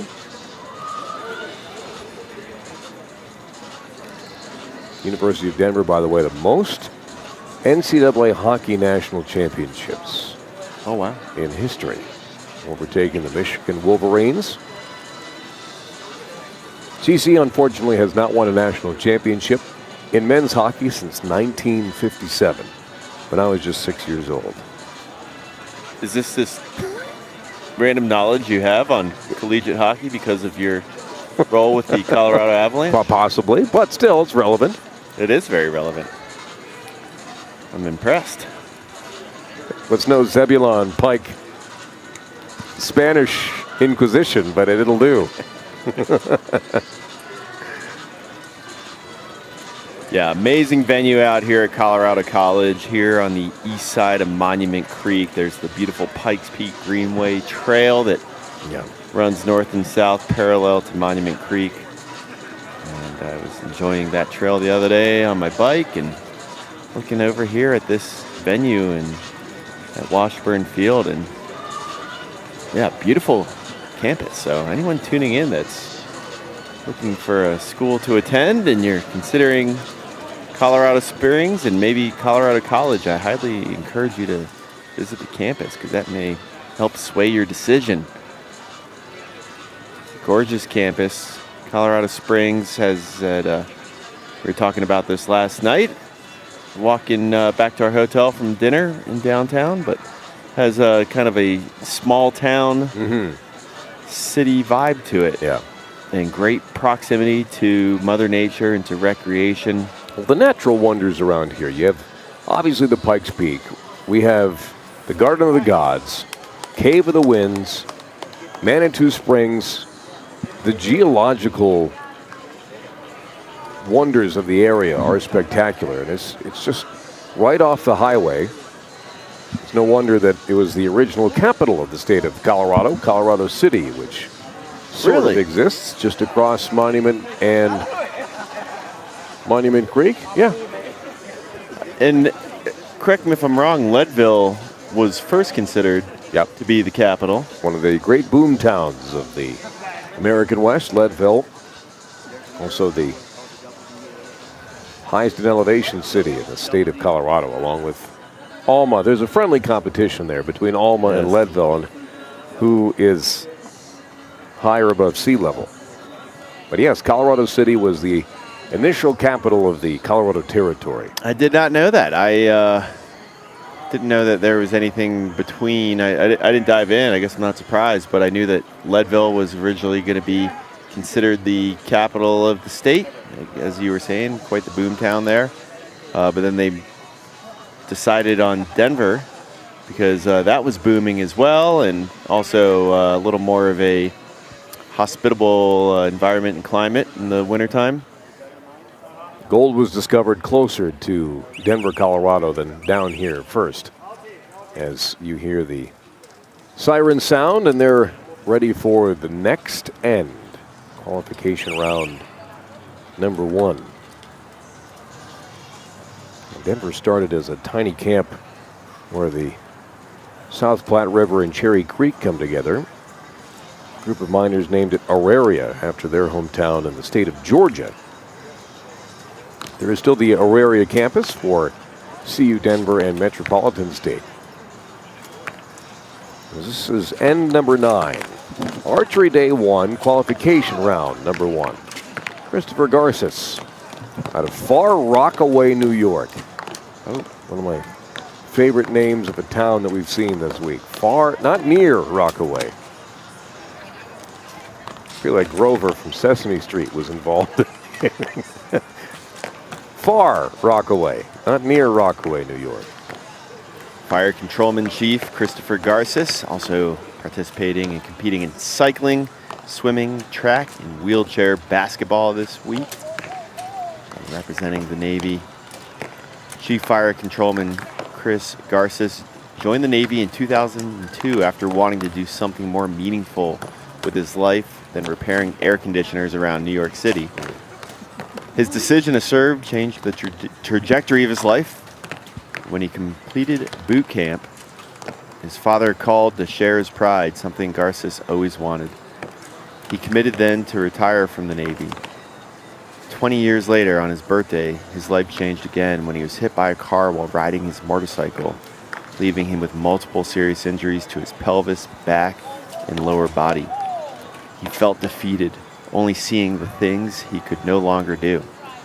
After his Navy Wounded Warrior care team connected him with the adaptive sports program, he met a host of service members who understood his journey. They've become like new family together, he says. I fight to heal and move forward. This chapter doesn't define me, but it's shaped my strength, my resilience, and my outlook on life. There's still so much I can do. This experience has not only helped me heal, but has also given me a renewed sense of purpose and drive for the future. In his free time, he likes to scuba dive, ride roller coasters, visit the beach, kayak, and take his dog on adventures. Thank you, Fire Controlman Chief Christopher Garces, for your service. Let's move down the line to Jeremy Mapallo, Command Sergeant of the United States Air Force out of Converse, Texas. Here they make shoes there. Could be the home of some Chuck Taylors. But Jeremy joined the Air Force in 2000, serving as a security forces defender. He's currently serving as the senior enlisted leader at Holloman Air Force Base in New Mexico, just to our south. He wants people to know that as a wounded warrior, he will continue to break the stigma while building awareness to anyone hiding behind a mask, to give the Air Force Wounded Warrior program a chance. He said, getting involved in AFW2 is important for both warriors and those supporting the program. Warriors can benefit with a holistic recovery support, personalized case management, career and transition assistance, community and connection, empowerment through adaptive sports and resiliency programs. Caregivers, volunteers, and leaders can benefit by fostering a culture of care, enhancing wing readiness, learning, and advocating for opportunities.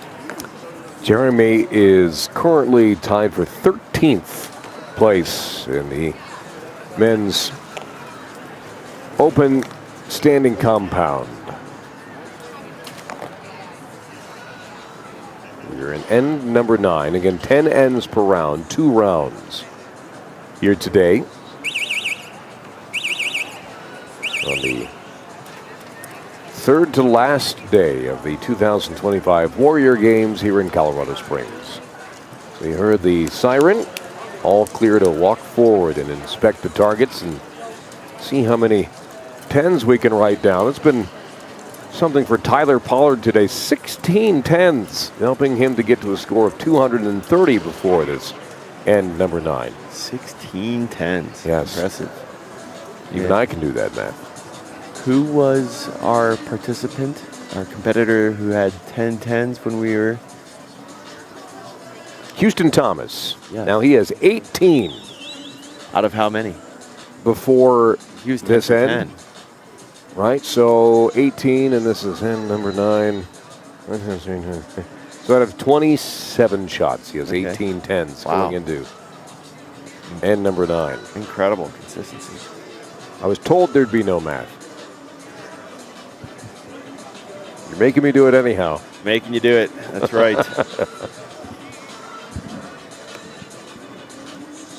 So volunteers are down there to help score, and they put in that information right away, and then it comes through electronically. Again, slightly different than precision air shooting earlier in the week, where the pellets were tracked sonically, but then electronically. Yeah, we learned a lot. We learned a lot. About the behind the scenes of how that was all executed. Thanks to all our volunteers. Yeah. None of this would be possible without their help, so the success of the Warrior Games. Over 1,100 volunteers It's make the incredible. whole week possible.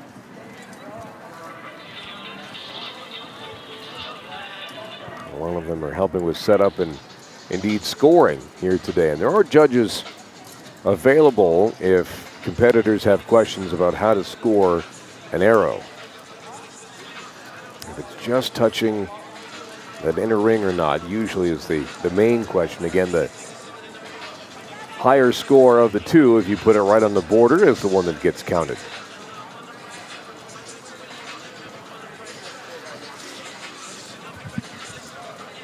Some are easier to score than others, as most of the walkbacks are happening now. And two types of bows: compound, which is the cables and pulleys, and then the recurve, which is the more traditional looking bow. Recurve shoots at the large targets and compound at the smaller ones that you see right there.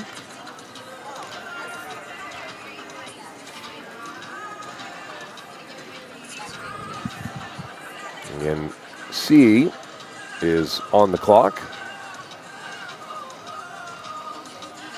And we just talked about the recurve or the recursive bow. And this is what's used in the Olympics.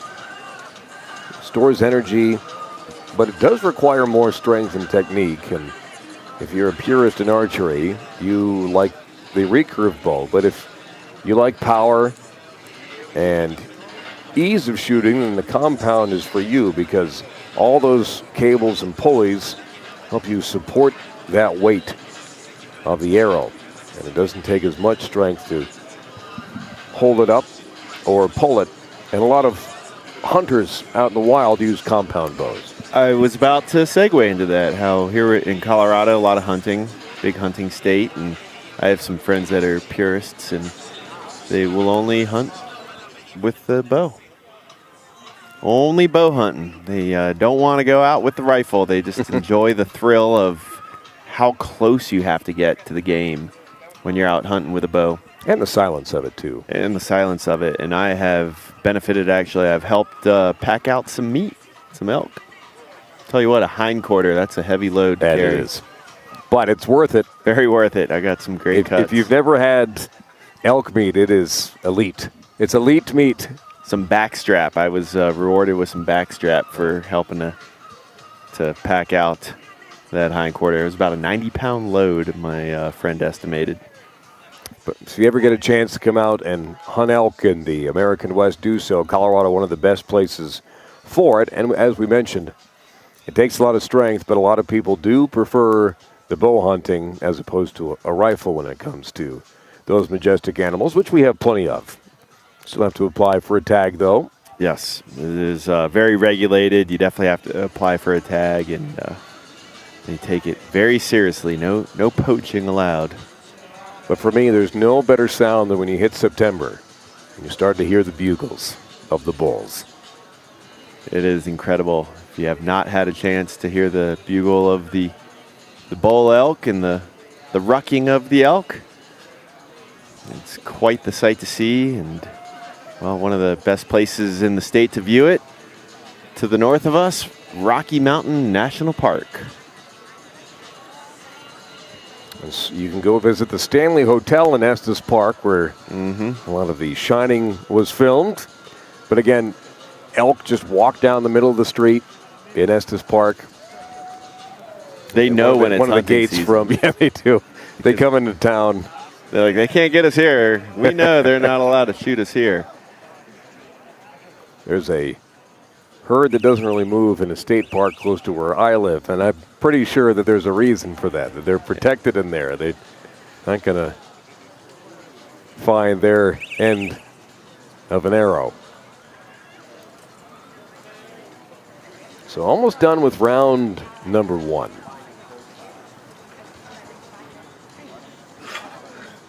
As this is Group D. Up to get 3 shots in, 99 seconds left. End 10. Position 20D is Jimmy Candelario of Fort Stewart, Georgia. Not named after Jeb Stuart. I guessed Jeb Stuart from the Civil War, but it was actually General Stuart from the Revolutionary War. That's correct. Fort Stewart, Georgia is named after. But it's been a busy week for Jimmy Candelario. Absolutely. Competing in field, precision air, sitting volleyball. It's precision air where we got to learn the history of Fort Stewart, Georgia. Swimming, track, wheelchair basketball, wheelchair rugby. And Sergeant Jimmy Candelario is originally from Dorado, Puerto Rico. 42-year-old enlisted in the Army National Guard in 2005, where he worked in logistics, operating and overseeing heavy machinery. Candelario deployed to Afghanistan in 2011, where he was diagnosed with PTSD and sustained injuries to his back. Despite these challenges, he continued to serve and was deployed to Puerto Rico in 2014 and 2015. In 2016, Sergeant Candelario moved to Tampa, Florida, and continued his National Guard duties. In 2020, he started pursuing a bachelor's degree in civil engineering. His academic journey was interrupted in 2022 when he was deployed to Playas, New Mexico to support the Border Patrol. In November 2023, he was sent to the Soldier Recovery Unit, SRU, in Fort Stewart, Georgia, where he began rehabilitation for his injuries and received treatment for his mental health. During his time at the SRU, Sergeant Candelario underwent knee surgery and has been working through physical therapy while also participating in various sports camps. These camps have not only supported his physical recovery, but have also been vital in improving his mental health and motivating him to stay focused on his recovery. As he moves forward, he is committed to finishing his degree, advancing in his career, and embracing new challenges. There's Tyler Pollard, current leader going into the 10th end out of Eatonton, North Carolina. He will be our guest in between rounds. We hope speaking with Tina Dixon, Staff Sergeant in the U.S. Army, but he has been beyond accurate today, DC. 18 tens. That's incredible. Going into the 10th round, a total score of 259 for Pollard. 18 tens. Look at the focus right there. Wow. Very comfortable with the bow. Shooting position 19B. Shooting a compound bow is Pollard. But again, this scorecard is just littered with tens. 3 of the last 6 have been tens. The other 3 are 2 9s and an 8. Staff Sergeant Tyler Pollard would be a good one to bring on a hunting trip. He's not going to miss. Kind of precision and marksmanship. Also partaking in field, precision air sports, swimming, track, wheelchair basketball, and wheelchair rugby this week at the Warrior Games. Yeah. He dedicated nearly 11 years to the North Carolina National Guard with deployments to Romania in 2017, Kuwait in 2019, and Syria in 2023. And on October 19th, 2023, his life changed forever. After a drone explosion, he suffered a mild traumatic brain injury and fell into deep depression. Staff Sergeant Pollard thought his life's dreams were completely out of reach until he arrived at the Fort Bragg SRU, where he was introduced to adaptive sports. Yet again, Connor, a testament to the amazing program that adaptive sports is. It gave the 30-year-old a sense of purpose and contributed to both his mental and physical health. And Staff Sergeant Pollard felt like he was part of a community surrounded by other soldiers who understand what he was going through, while also receiving the treatment he needed to bring his old self back within reach. So there you have it again. He says that adaptive sports gave him a sense of purpose and contributed to both his mental and physical health. And there it is, talking about the community again, Connor. Yep. Said he finally felt like he was part of a community surrounded by other soldiers who understood what he was going through, while also receiving the treatment he needed to bring himself back. That's like Coach Bousseau said. He said, archery saved my life. That's been the case for a lot of these soldiers, sailors, airmen, and Marines. So end number 10 has completed. And therefore, round number 1, 2 qualification rounds today. Number 2 will be coming up at 10 a.m. Mountain Time-ish. We just, we try and paint the target a little bit. Whether we hit it right on a 10 is not necessarily the case. But, hey, if we hit it on either side, we just want to give you something to shoot for. Round 10 a.m. Mountain Time for round number 2. As scoring is in progress for end 10 in round number 1. And will be interesting to see if Tyler Pollard remains at the top. And as of right now, it looks like he will. He had 3 more 10s. Wow. I think he scored 3 10s in that last end to get to 21 through 10 ends in round number 1. Dialed in is Tyler Pollard. Can't think of anyone better for Tina Dixon to talk to coming up.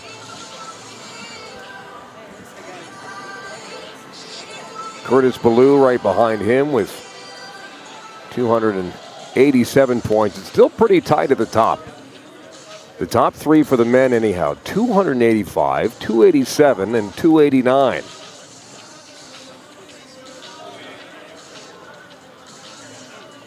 And same with the recurve. That's in the compound. In the recurve men, 222, 220, and 219 are your top 3. And there you see the differences between the compound and the recurve when it comes to scoring. We mentioned that Tina Dixon is standing by with Tyler Pollard. Here she is.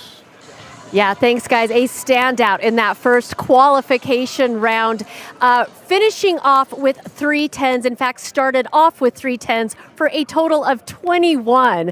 Give us your assessment. Honestly, once I tore my rotator cuff, I was just trying to push through it and continue my shot process and just keep doing what I knew what I could do, keep listening to coach, and just keep pushing 10s. Okay, so let's go back to that question really quick. What happened? So I tore my rotator cuff in field a couple of days ago. Okay. And now I'm just trying to listen to coach and go over, keep pushing 10s, trust your shot process, and just keep doing what I'm doing. So staying focused throughout the competition. Again, 21 10s. What was your expectation coming into that first round? Honestly, I was hoping to maybe make a 250. My R2 guy was really by my side, and he really helped me just stay focused and, just kept me solid-minded and stuff like that. So I really appreciate him. Yeah. Are you surprised at all by that score? Or are you, yep, that's what I wanted to do? Yeah, I'm a little bit surprised. It's my personal best right now, but there's definitely some room for improvement, so we're going to try to go for it. Yeah, as an athlete would say, there's room for improvement, and you still have one more qualification. Hey, thanks for speaking with us. Thank you again. All right, guys. Tina, thank you very much. With Tyler Pollard, wanted to get a 250 DC, but he ends up with a 289 through 10 ends in round number 1. With a freshly torn rotator cuff as well. That is, I've partially torn mine, and it's shoulder injuries. You can't pick up a cup of coffee, much less anything else. Impressive. Yeah.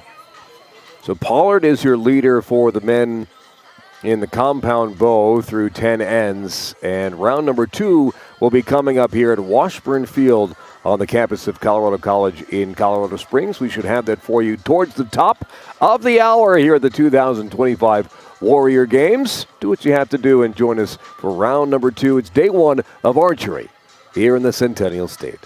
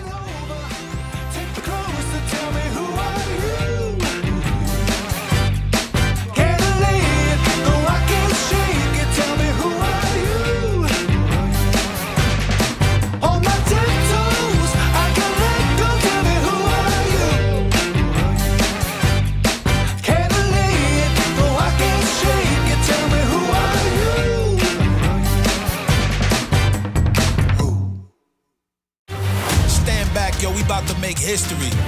So clear the air of the mystery, just so you know what the mission be.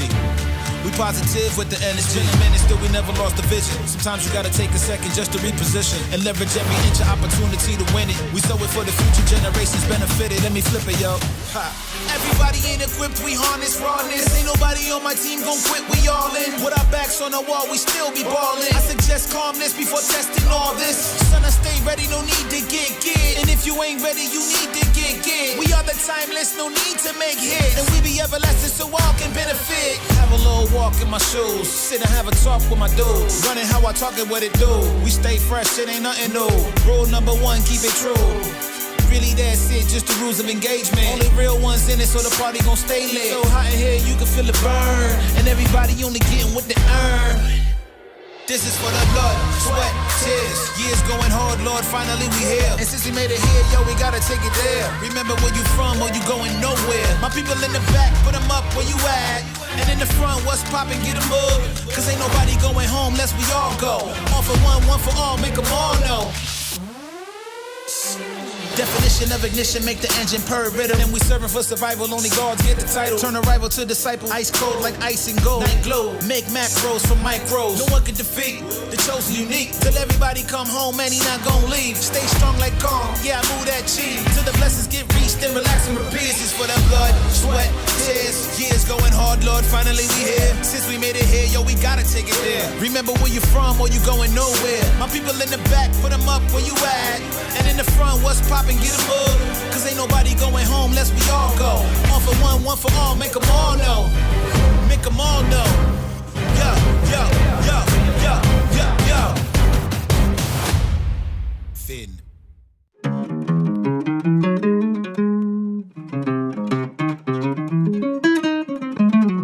I don't care what they want, I got what you need.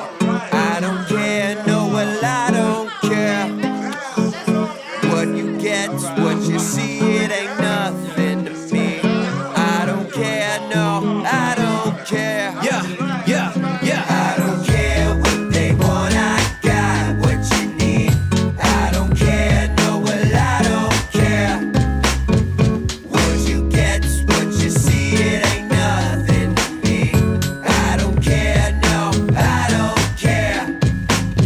Yo, I ain't never fitting into the stereotype. I'm more the type who living life to the stereo right. This ain't a record, this is murder confession. You're hearing the weapon that separates the soul from the vessel. Now check it. I've been through the mud and blood to get it. Never taking the L, you might as well just forget it. I'm steadily wrecking on anybody who reckless. My checklist is checking and anybody can get hit. Somebody call the medic while I'm sipping on whiskey. Cops wanna frisk, chopped in a mince. Last little pips, so I'ma take my throne. Cause y'all's lights is on, but ain't no one home. And that's a dumb cat. Catch you in the alley and I dump that. Fun fact, always got the belly in the pump check. Run that, only leave you asking where your lunch at. If you got a problem, I'll be there. Give me 1 sec. I don't care what they want, I got what you need. I don't care, no, well, I don't care. What you get's what you see, it ain't nothing to me. I don't care, no, I don't care. Yeah, yeah, yeah, yeah. I don't care what they want, I'ma give them what they need. Never gave a word and I never take a plea. Never gonna hear what they always try to say. Never really listen anyway, like I don't care what they want, I'ma give them what they need. Never gave a word and I never take a plea. Never gonna hear what they always try to say. Never really listen anyway, like hear what they want, I got what you need. I don't care, no, well, I don't care. What you get's what you see, it ain't nothing to me. I don't care, no, I don't care. Come on, let's go, come on. I got one chance, I'ma take it till we make it. I got one chance, I got one chance, I'ma take it. I got one chance, gonna work hard till we make it. Here we go, here we go now, here we go, it's going down. Here we go, here we go now, it's going down till we make it.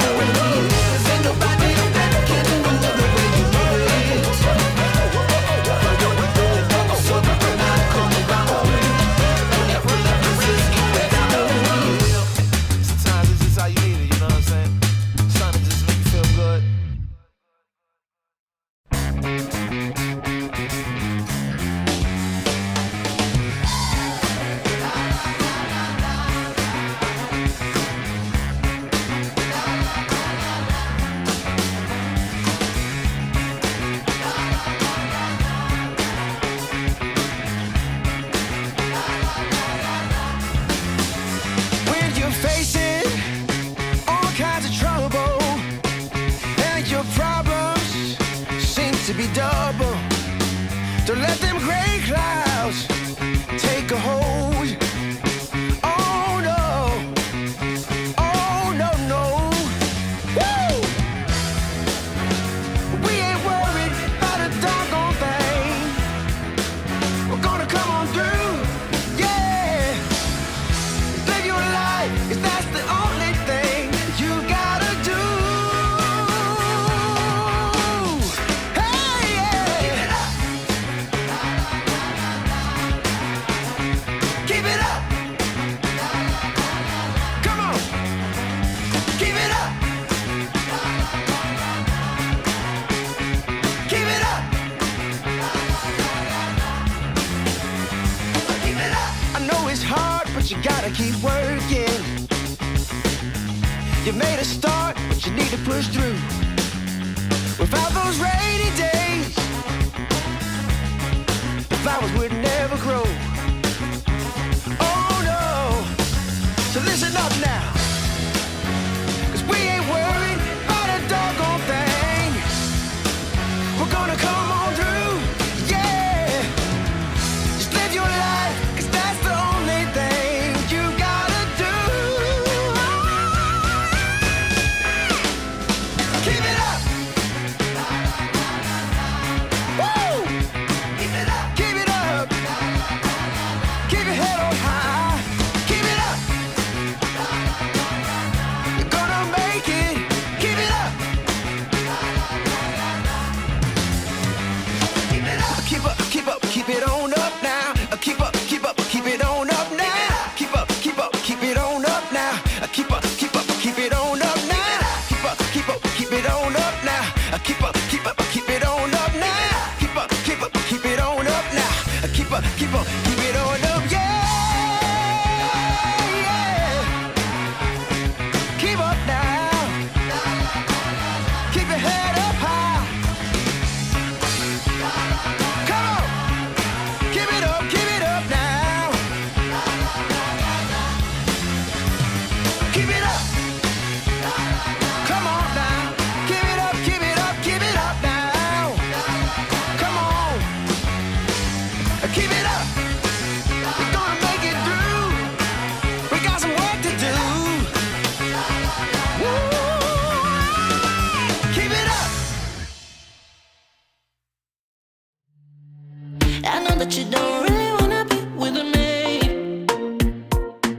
so I don't wanna tell your body so desperately. Yeah, yeah, I know I'm just here to pass the time. Why you grinning about my waistline? Yeah, I know that you don't really wanna be with me, so I'm running up and into your arms, like we've been together for years, but it hasn't even been that long. And I don't know why I'm so addicted to your charm. When I know all that you want is for me to be on your arm. Got me making all the wrong decisions.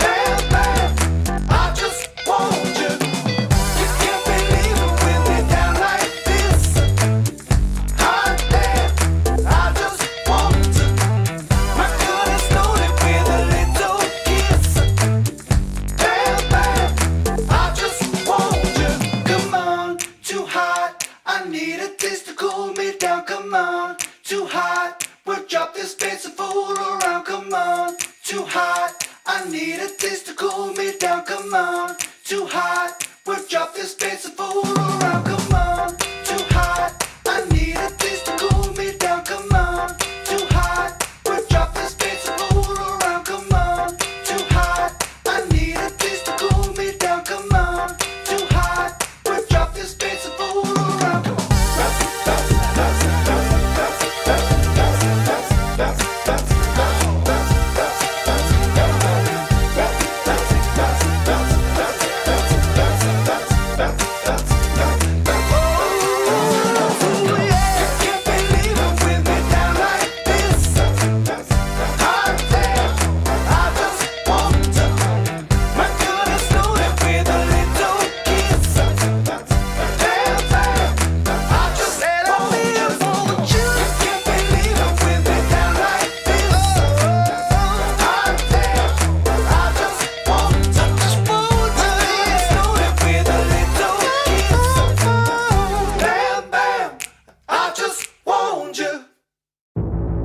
Till I get to the top.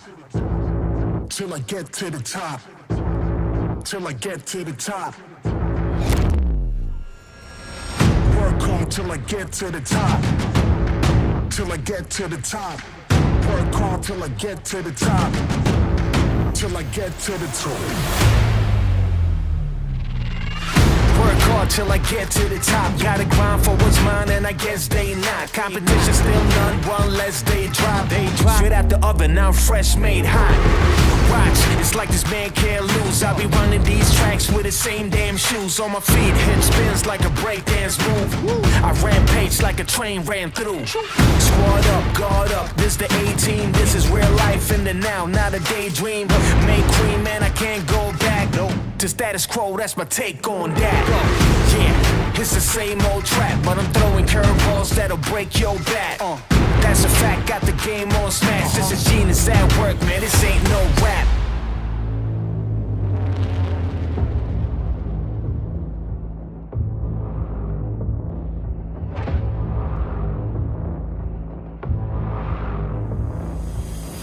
Work hard till I get to the top. Till I get to the top. Work hard till I get to the top. Till I get to the top. I keep on rocking till I get to the top. Yeah, I keep on rocking till I get to the top. Let's go. I keep on rocking till I get to the top. Can't stop, won't stop, and I never will. I keep on rocking till I get to the top. I keep on rocking till I get to the top. That's right. I keep on rocking till I get to the top. Can't stop, won't stop, and I never will. I never will. Yeah, I never will. That's right. I never will. Can't stop, won't stop, and I never will. I keep on rocking till I get to the top. Yeah, I keep on rocking till I get to the top. That's right. I keep on rocking till I get to the top. Can't stop, won't stop, and I never will. Work hard till I get to the top.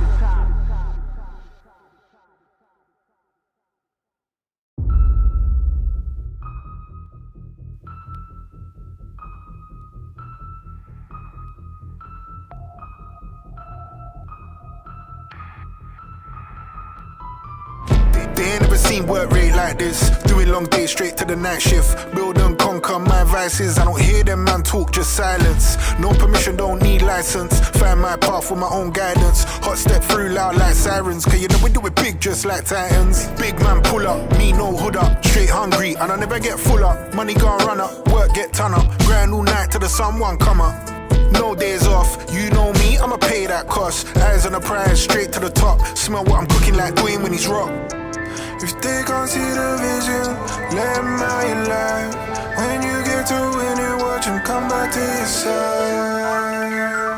I'ma give it all I got. 247 don't stop. I'ma give it all I got, all I got, all I got. I'ma give it all I got. 247 don't stop. I'ma give it all I got, all I got, all I got. Take that challenge, gotta get it in, can't break that balance. Make that magic, serve that passion. Winners gonna mix hard work with talent. Leave my imprint just like an infant in the snow. Stick to the mission, never know the distance, see how far you go. Whoa.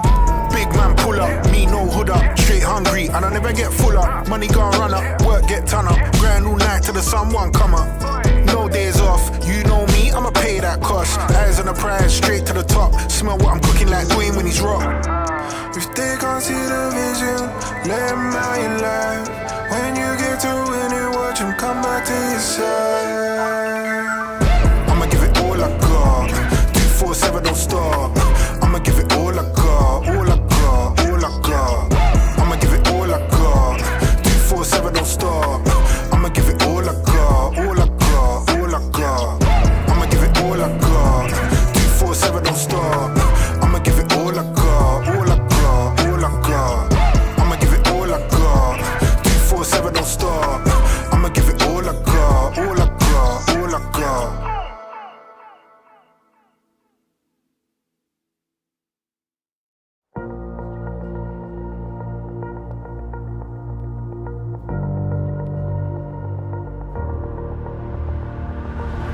Knocked down for a minute, back up now a minute. Don't miss this chance. Dues paid, now it's paying. My life, I've been waiting for this moment. So here it comes. So here it comes. I got the flame to start a fire.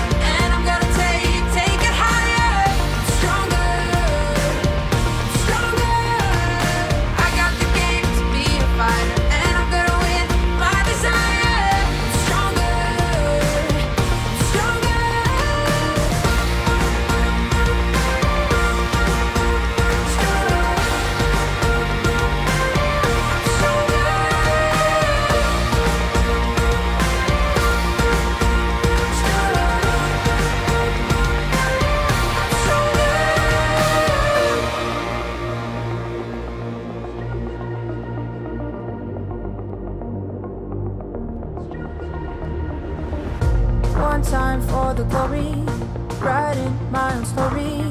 Today, tonight, nothing gonna stop me. I'm just getting started right here, right now. So here it comes. Yes, here it comes.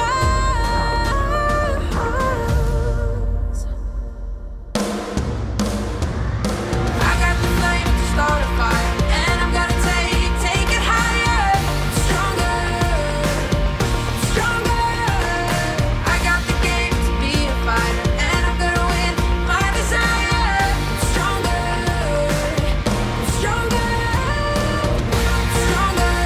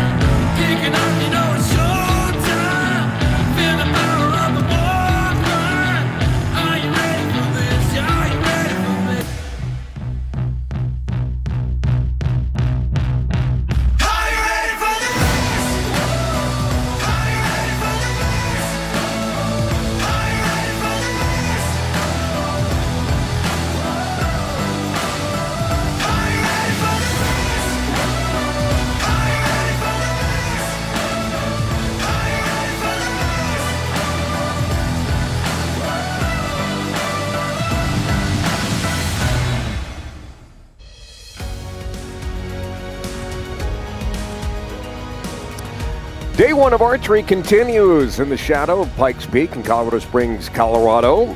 Washburn Field on the campus of Colorado College, one of the venues for the 2025 Warrior Games. Round number one of archery is complete. Round number two, DC, about to take place. That's correct. And round number one featured a lot of tens from a lot of people, including Tyler Pollard, 21 tens, as he vaults to the top of the leaderboard at 259 with Jonathan Otkin. We call him DC. So you should call him DC. I'm Connor McGahey. Thank you for joining us around North America and around the world, DODWarriorGames.com, YouTube, and ESPN+. It's been a great week. We're getting towards the end of the Warrior Games, but this event, it's a perfect day for this because it's not always outside. Last year, as you saw in the Open, archery indoors in Orlando, outdoors here in Colorado Springs this year, but the weather, the wind has not played a factor one bit.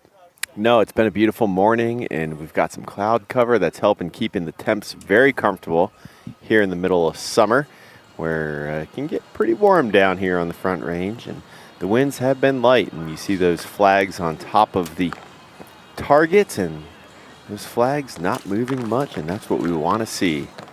The good part about round 2 is there's no practice. You just get right into it. And this is end 1 of 10.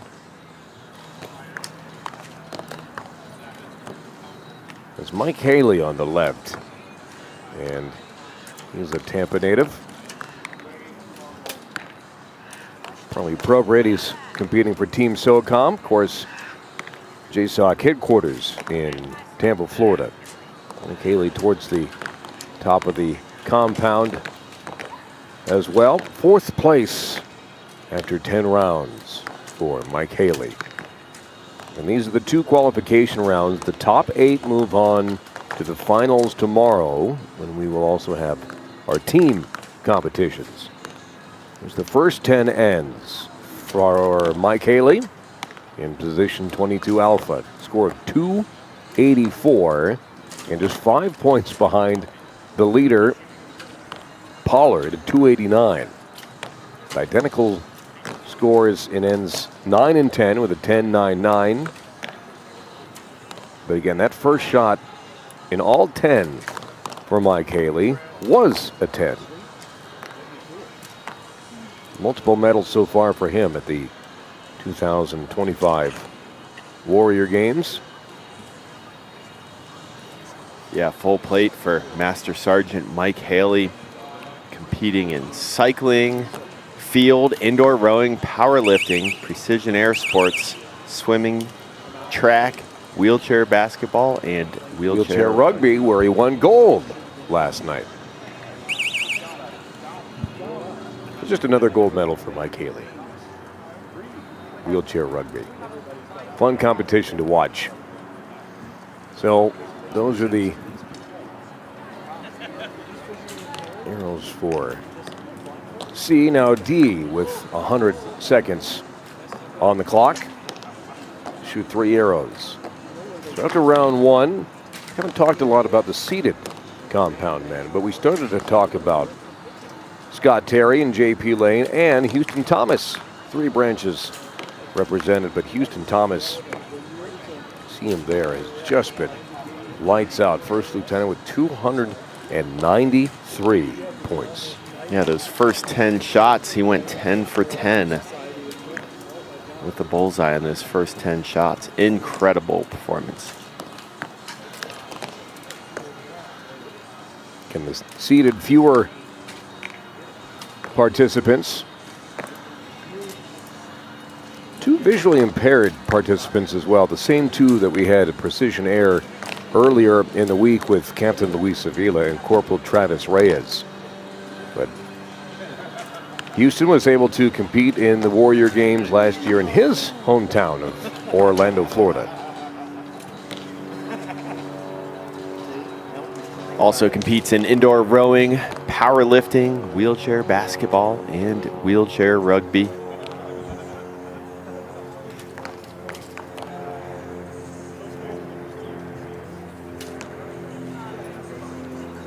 Flyover's a little late.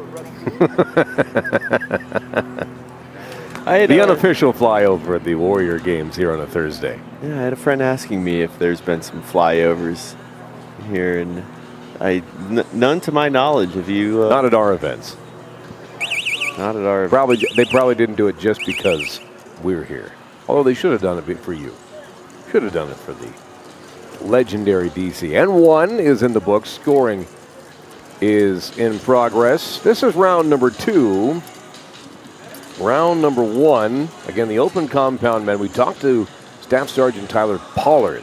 289 points, 21 tens in round number 1. And again, it's tight at the top. Curtis Ballou in second with 287.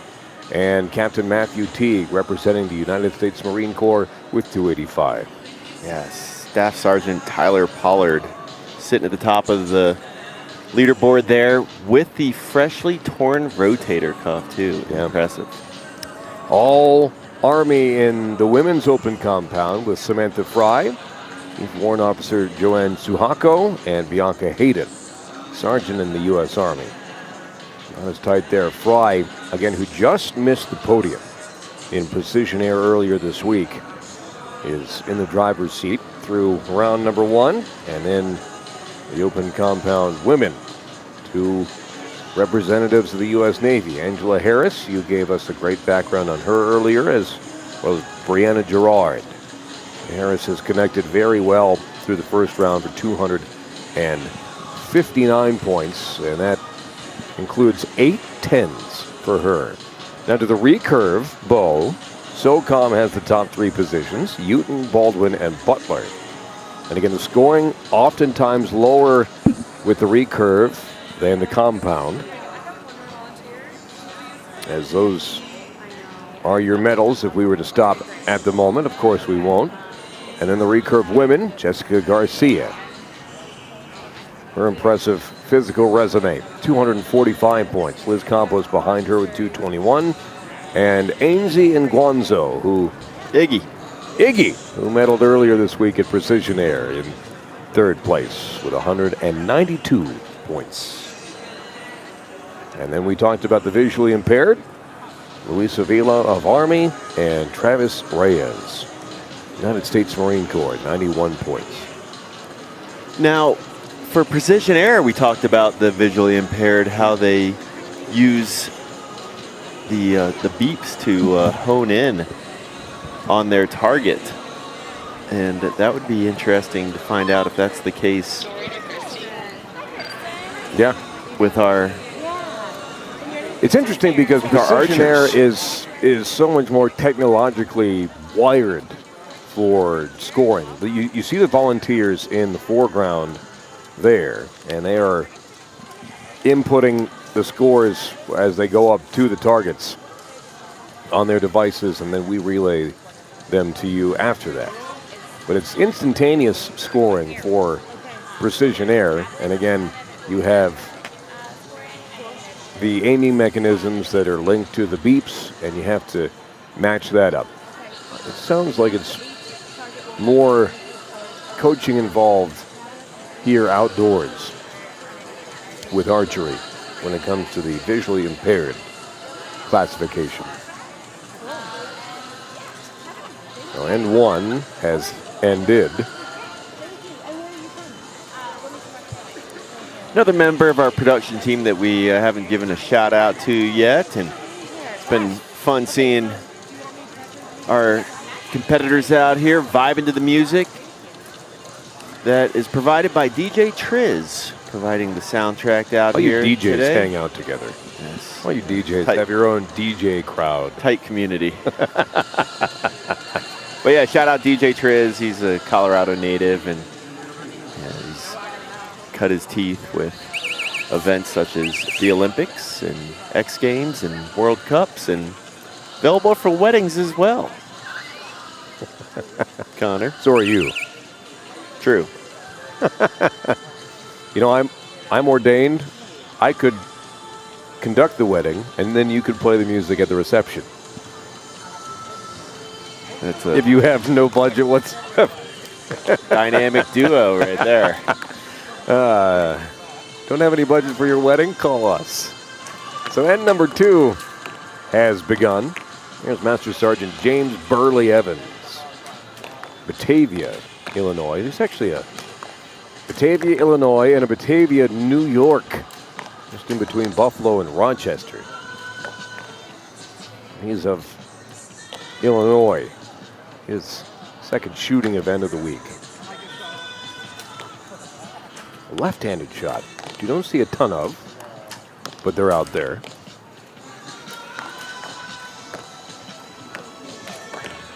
And for him, 14th place right now, 23 points through one end for Burley Evans.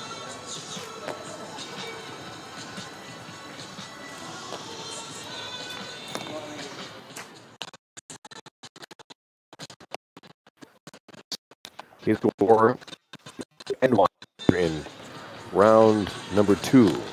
An 8 and 8. Wait, go to 23. Total score 283. Again, competitors will shoot 60 arrows. 30 arrows per round. 30 rounds. We'd be here a long time if it was 30 rounds.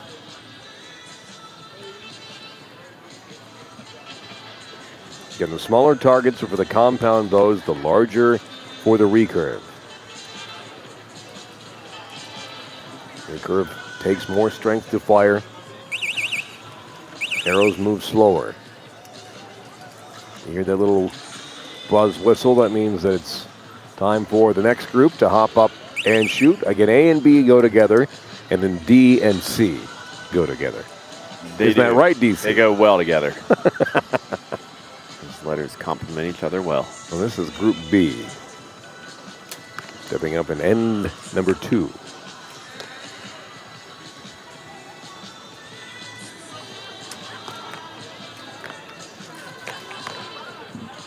But the releases on each is interesting as well, because it comes to a compound bow that Adam Corellis uses, for example. See that release right there and just how steady it has to be. But most say that it's easier to shoot the compound.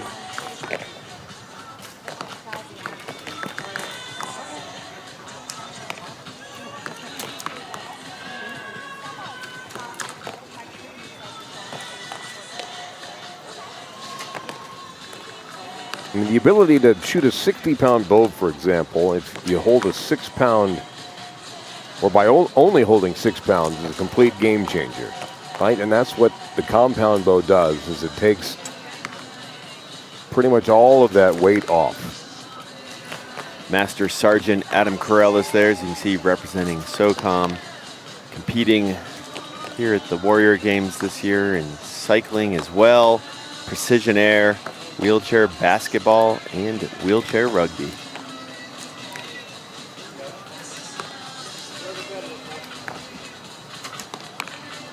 A 9.88 is first end in round number 2.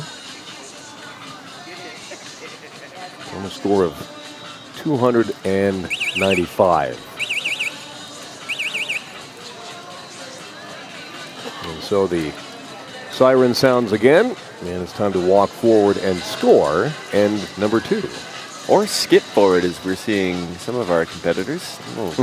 Skip and dance to Malou. That's Captain Fry skipping like headed to the Emerald City. Love the lighthearted approach. And again, that's how everyone approaches it. Some are more dialed in, but it feels looser out here today for archery than it did, especially during the second day and the medal round of Precision Air back on Monday morning.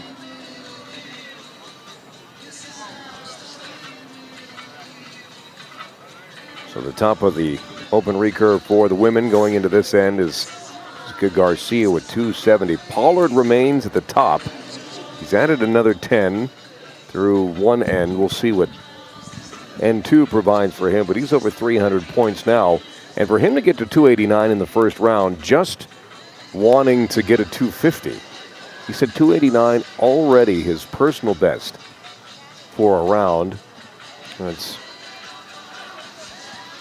Staff Sergeant Tyler Pollard. With a compromised shoulder as well. Torn rotator cuff. Interesting, we saw the dislocated elbow from Colonel Doar earlier this week. Who just walked in front of us. And he did, in the sling. And he was able to win a gold medal.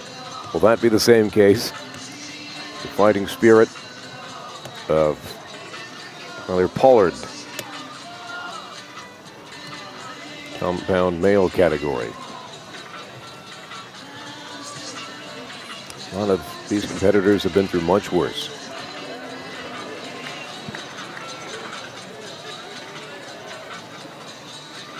Not a whole lot of tread on famous archers.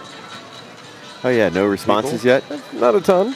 Starting to see... Don't be shy, it's all right. We have some local ones. I was about to mention feeling the breeze kick up a little more and noticing the cameras are picking that up as well on those indicator flags on top of the targets. So not too much of a breeze yet, but still weather here in the outdoor environment could become a factor if that wind starts to pick up a little bit more for our archers.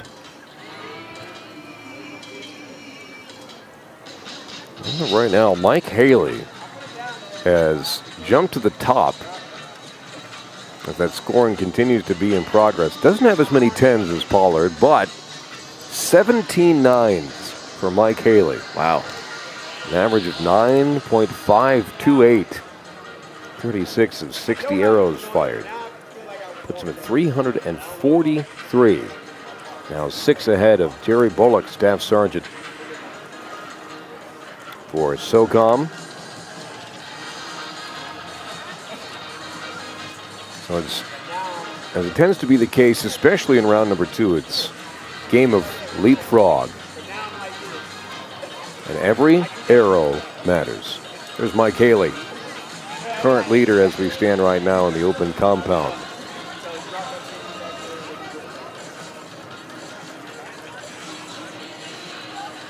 Ton of gold medals for him this week, individually and in team sports. To prepare for end number 3. And speaking of team sports, archery does have a team discipline as well. It will be tomorrow, finals day. Day 2 of 2 of archery. You really have to have 2 days for archery. Precision air used to be 1 day once upon a time. They've moved it to 2 days. But day 2, actually, speaking of moving, moves very quickly.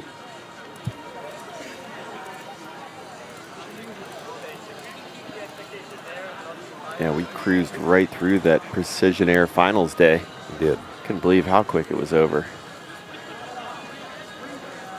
To the seated compound men, Houston Thomas, he's got a 323. And to just one end, waiting for end number 2, 30 points. He has the most 10s out of anybody today with 26. Archers ready. Walked past Zachary Nolan earlier here. And, I mean, I knew I was a small man before DC, but I felt like a chipmunk next to the mountain. And Gunny Sergeant Zachary Nolan. Representing the Marine Corps. Also competing this week in cycling, field, indoor rowing, powerlifting. I'm sure he excels in that discipline. Precision air, swimming, and track.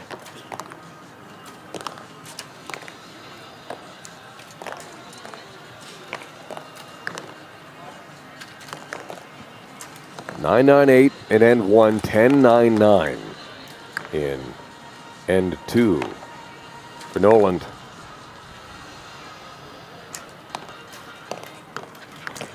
And again, when you're watching ends in progress, it's not live scored. You score at the end of the end. You have to wait for the end of the end. It's like staying after the credits in a movie. Sometimes you get the bonus scene. clips, though. That's in right. The credits of the movie. Watch that cutscene.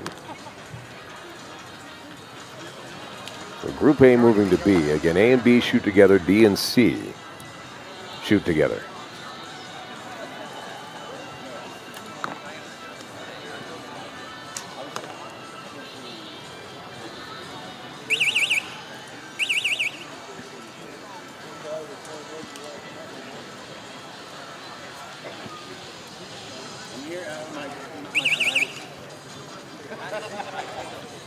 Just a couple left. They actually had to clean up some shooters after round number 1, when most other people were taking a break. 105 seconds to go on Group D's shooting. Seen some 10-point shots in there. Yep. Again, even if it's on the border between 9 and 10, you round up in both precision air and archery. Wiley Moore, Farmers Union, North Carolina. You've been our geography correspondent all week, DC. I'm very curious about Farmers Union, North Carolina. Oh. Aren't you glad I asked? Let me tell you about Farmers Union in North Carolina. Oh, there's also a Farmers Union in Northern California as well. What are the, I mean, honest question, what are the odds of that? As we see his very balanced scores through 2 ends. Number 3 now, 998, 1099. Total score of 303. Tech Sergeant Wiley Moore. These are his round 2 scores only, but they are totaled with his first round scores, and that is shown to you on the right side of your screen there, 303.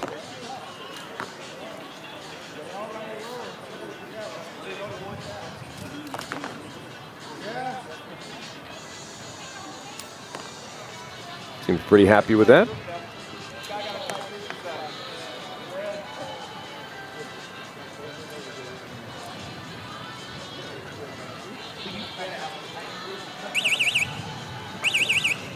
Well, I just had to use the internet machine because I was curious on my own question. On Farmers Union? Farmers Union, there's not a ton of information about Farmers Farmers find Union. some for you as well. From what I've found, officially the Farmers Educational and Cooperative Union, organized in Texas in 1902. They had 11 local farmers unions around the country. The nearest one was Charlotte. Organized in 1908. That's why you have a lot of farmers insurance, State Farm, etc., etc. And scoring in progress. So we've been asking the question all day, and we've met a lot of these archers today, and they are officially our favorite. But when you're talking about famous archers, oh, here we go. Here we go. Look you know what? at this. One I didn't. I mean, this is why our group is the best, because I didn't even think of William Tell or Cupid. No, I was going to mention those. But you didn't. Didn't want to take away from.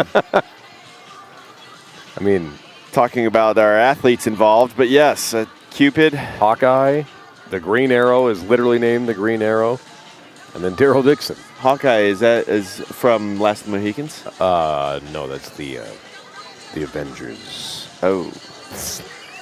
Last of the Hilarious. Hawkeye is from the Avengers, played by Jeremy Renner. See? Why am I? Oh, yes, there we go. You knew.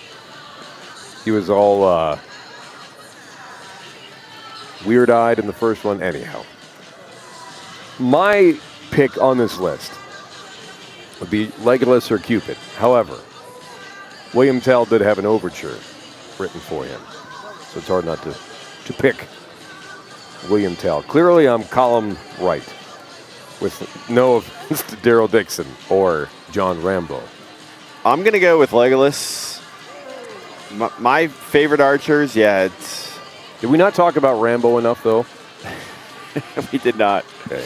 Legolas. Maybe we should have. Robin Hood and Katniss. Looking around for Stallone to make sure there's no punishment coming. So end number 3 scoring is in progress. The sun has started to come out a little bit more. The cloud cover was actually nice. And it had that nice flat light, and you talk to coaches, and they actually like the flat light and able to see the target, especially yellow, the 10 and the 9. It's really hard to make out in direct sunlight, which we have right now. But the one thing that archers don't want is wind.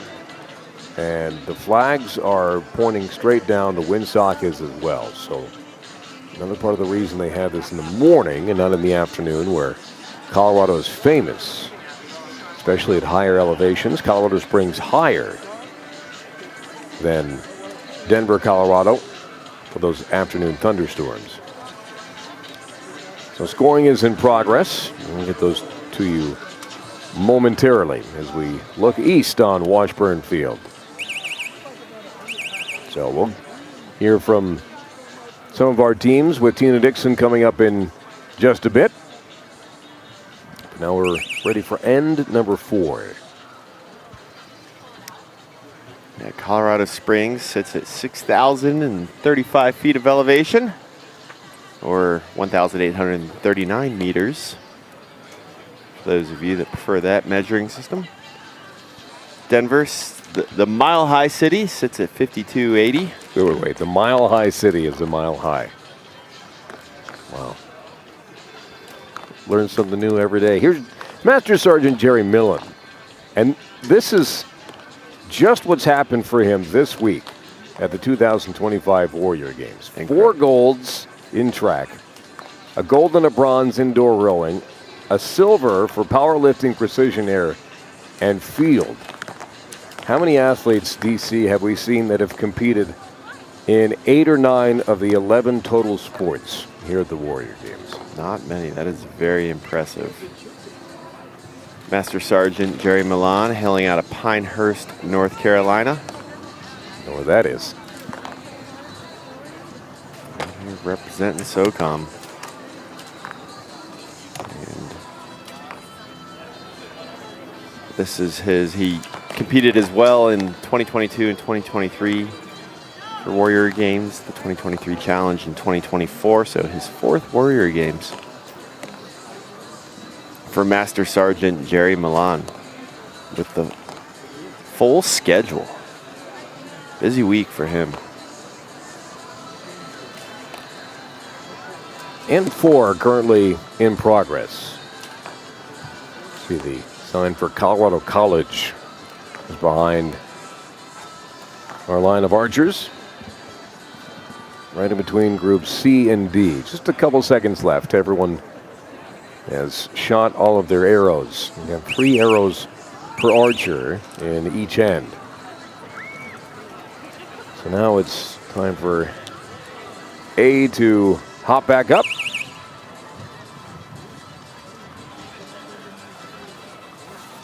And B.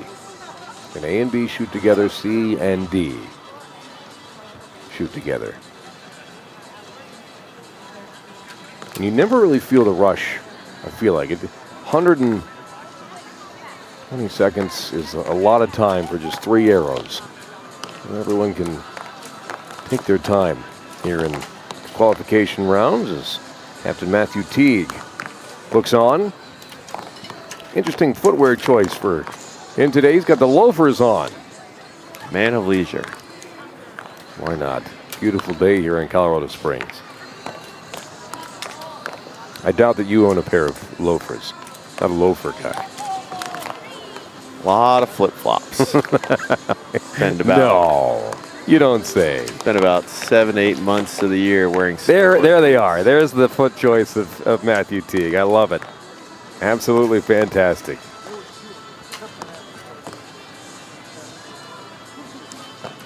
Let's put him at least in the middle of our compound. So Connor. Yes. You know that Colorado Springs military presence began during World War II? I'd like to learn more. Yeah, beginning with Camp Carson, now the 135,000-acre Fort Carson base that was established in 1941. During World War II, the United States Army Air Forces leased land adjacent to the municipal airfield, naming it Peterson Field in December of 42. Now Peterson Air Force Base after the Air Force was created post-World War II. In November of 1950, Ent Air Force Base was selected as the Cold War headquarters for Air Defense Command. The former World War II Army Air Base Peterson Field, which had been inactivated at the end of the war, was reopened in 1951 as a U.S. Air Force base. North American Aerospace Defense Command, NORAD, was established as a hardened command and control center within the Cheyenne Mountain Complex during the Cold War. And between 1965 and 1968, the University of Colorado, Colorado Springs, Pikes Peak State College, and Colorado Technical University were established here in the city. Also, home of the U.S. Olympic Training Center was in 1977. Most of the former Ent Air Force Base became a U.S. Olympic Training Center. When you drive into town, the sign says Olympic City, USA. When you drive into Colorado Springs, home of the Olympic and Paralympic committees. More on Colorado Springs in a moment, but let's send it across Washburn Field to Tina Dixon. Tina. Yeah, thank you guys. Well, I'm with Nicole Newman. Behind the scenes, there's a huge support system, especially medically. Nicole is an athletic trainer, but there's a lot of people here medically in the recovery services. Just tell us who's here. So obviously, like you said, we have a lot of support anywhere from, we have several doctors on site. We have corpsmen from the Navy supporting the Navy and the Marine Corps, medics from the Army and the SOCOM Air Force supporting all of the teams. And then physical therapists, massage therapists. We have some recreational therapists and PTAs out here. So really just a very vast amount of providers that can help these athletes recover and make sure that they're ready for the game. Specifically for archery, what do you see and what are you addressing here today? So mostly with archery, we get a lot of kind of overuse, soreness issues. So we are just trying to keep everybody loose, stretched, give them some massage therapy if needed. Again, just really tight. They're holding that bow up. They're shooting 300 arrows. They got about a 30-minute break and another 300 arrows. So just every time they lift up that bow, they work the shoulder. So like I said, making sure their backs are okay, making sure their shoulders are okay. And then if there's any support taping that we need to do for previous injuries, we also take care of that. Yeah, and I know they are so grateful to have you here supporting them. Thank you so much for your time. Thank you. I appreciate you guys. All right, Connor. Tina, thank you very much. And again, the medical staff is very prevalent. We've seen it at every venue. Here this week, again, adding to our long list of volunteers that make the Warrior Games happen. So N4 has ended. Scoring is in progress. We were talking about Captain Teague. Top 4 right now. 401 points for him. The top 3, DC, at the moment, have a total of 402 points. Matter of fact, Pollard and Curtis Ballou of the United States Air Force, both 402 points, and both have 26 10s on the target. Extremely impressive. I thought so. But again, the first tiebreaker is how many 10s? Which is how they do the standings. But right now, first, second, and third place are all tied with 402 in the men's compound. So N5 of 10 is about to get underway. Looking down at the recurve women. Top score there is 339.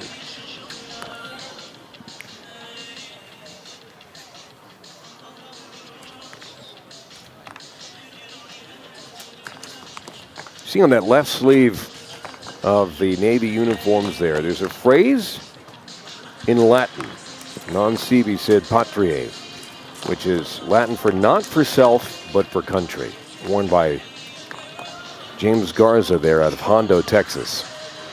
And boy, if that isn't the ethos for every single volunteer and the armed forces of the United States, I don't know what is.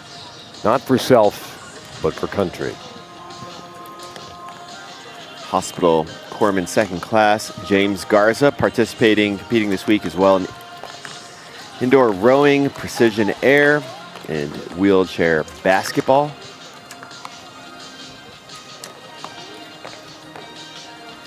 Look at his round 2 scores for Doc Garza. And most corpsmen are called Doc. Nickname from everybody else. Score of 72 in the second round. A 10, a 6, and a 7. That was N3. And again, a little behind because this is N5. We'll get you the N4 scores coming up in just a bit. Doc Garza says he joined the Navy in 2016 because he wanted to show his son that it's never too late to take control of your own story. When he's away from adaptive sports, check this out, Connor. Garza loves to play the drums. Yeah. Electric and acoustic guitar. One-man band right there. Now, you play the electric drums. Like anyone who goes into Guitar Center, you don't want to bug anybody, so you just put on the headphones for the electric drum set, and you can play to your heart's content and not drive everybody else insane. You play any instruments? Not an instrument guy? Dabble. I'm not proficient. You're so humble. Dabble in some guitar and ukulele. Aloha and mahalo for asking. This is N5 as we had A and B. And now C and D going. Speaking of the ukulele. I mean, what a transition. My goodness. Honolulu, also known as Town in Hawaii. Senior Master Sergeant Aaron Lynn. Hawaii well represented at the Warrior Games I've found this week. Indeed. Well, of course, large military presence in Hawaii, on Honolulu, or sorry, on Oahu. But Senior Master Sergeant Aaron Lynn, you're getting a look at right there, hailing out of Honolulu, Hawaii, on the island of Oahu. We talked about this the other day during Precision Air, just east of Pearl Harbor, that historic site. And Senior Master Sergeant Aaron Lynn competing this week in indoor rowing as well, and powerlifting, precision air sports, sitting volleyball, wheelchair basketball, wheelchair rugby.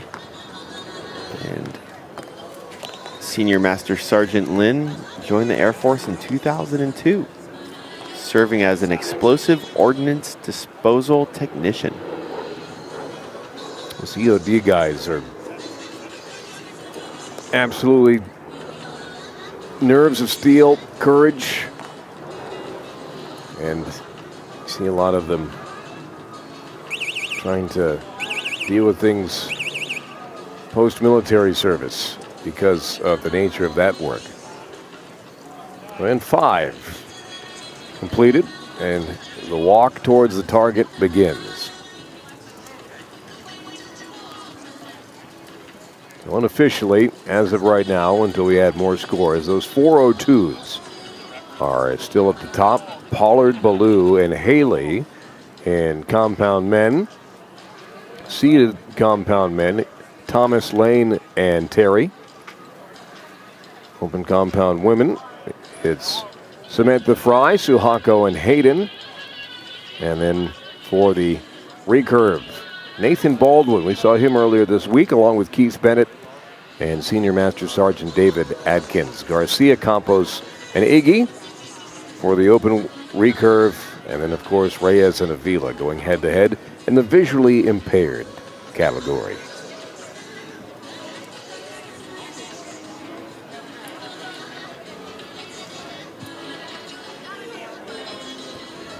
You can see the bows resting in the background there, and it's fascinating because that piece that protrudes from the bow out gives it balance, but it's also a kickstand. So you can set it down and not have to worry about it.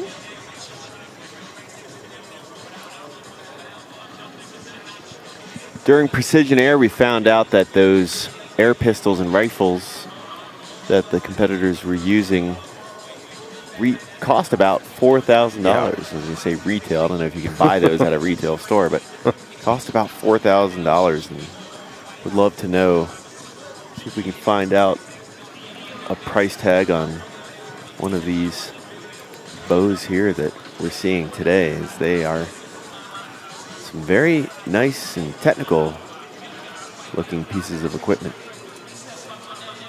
I mean, oh, you're looking it up online right now. If you're buying a hunting bow, I mean, anywhere from $300 to $700 for a compound rig.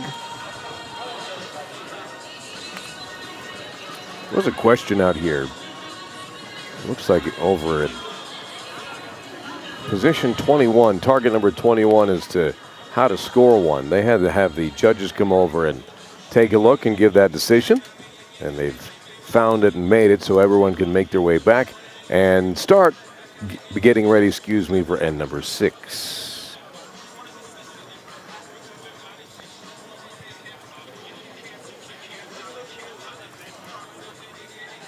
Turn to our left, looking at Stephanie Clicker there.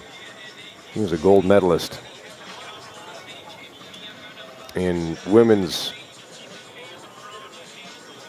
thrown rifle earlier this week. Right now, 4th place in the open recurve, one of the 7 women's recurve shooters here today. So Pollard, by the way, has jumped back on top in men's open compound, DC. 431 total points. Again, just one ahead of Matthew Teague and Mike Haley. So the game of leapfrog continues for really the top 5 in that category. Is there any advantage to qualifying first out of that top 8 for tomorrow? I mean, obviously, it would give you confidence heading into finals day. But curious as if it affects the seeding at all.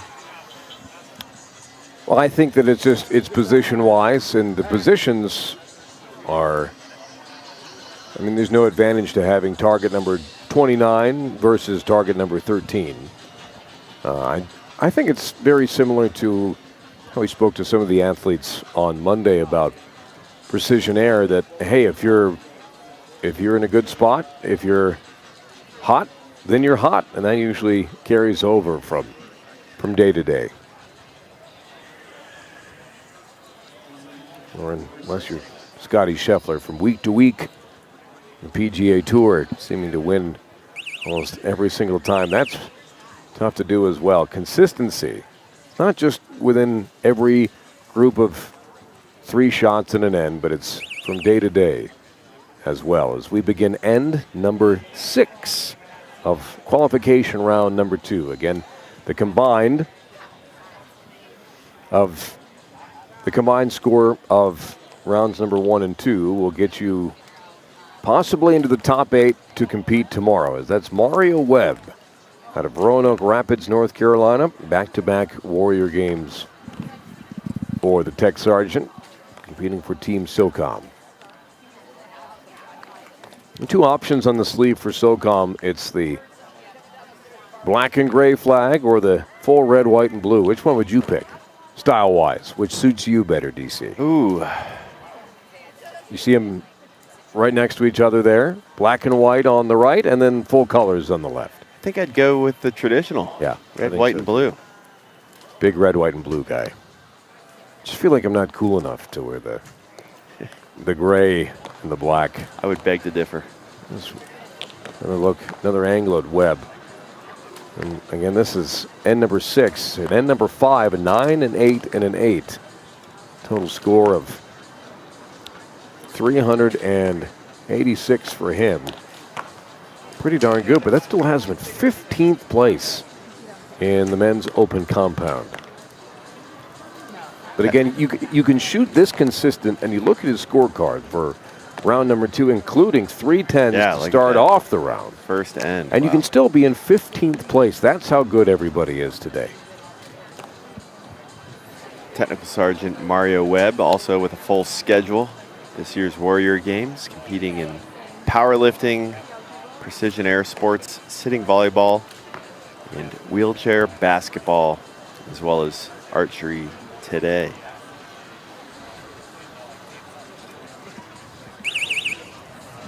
So there's the signal for the next group. Step up and shoot. Clock officially has to wind down to 0 before you move over. And the 120 seconds starts immediately with Group B. Luis Avila, we mentioned the visually impaired participants, one of 2.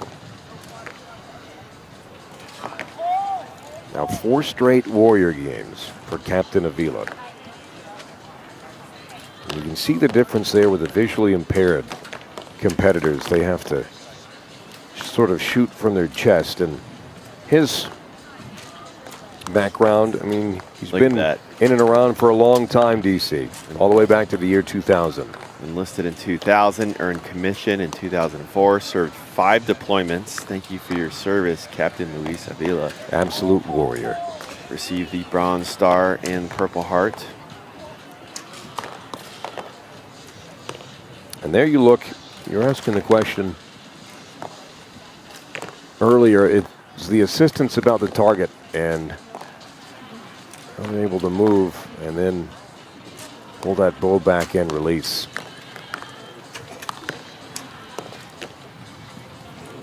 Coach coming over there to help. Excellent camera work here.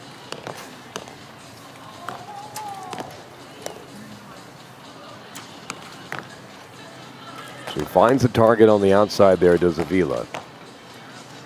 And the first one moved to the outside, that second one just on that line between black and blue. Again, you take the higher of the values, but you can just see how much more challenging it is. And that goes without saying for the visually impaired competitors. Coach Aver for Team Army working there with Captain Avila.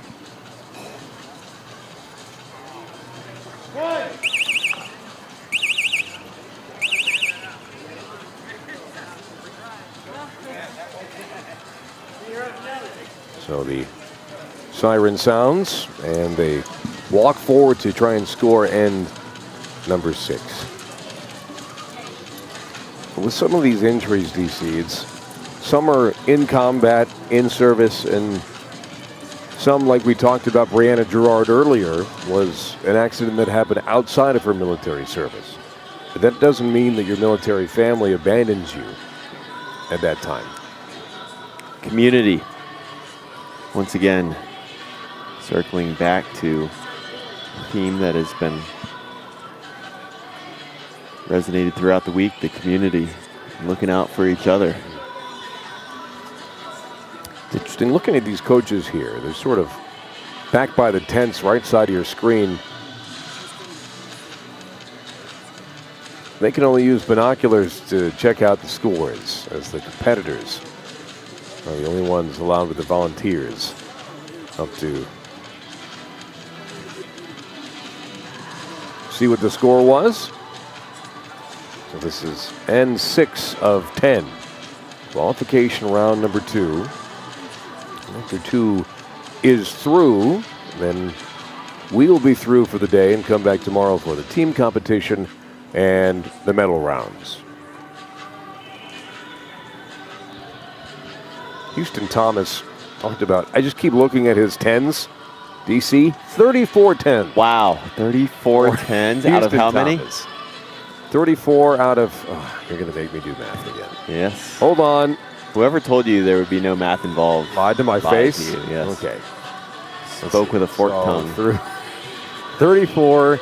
It's a total of 60 arrows. Impressive. Hold on a second. So we're at 30.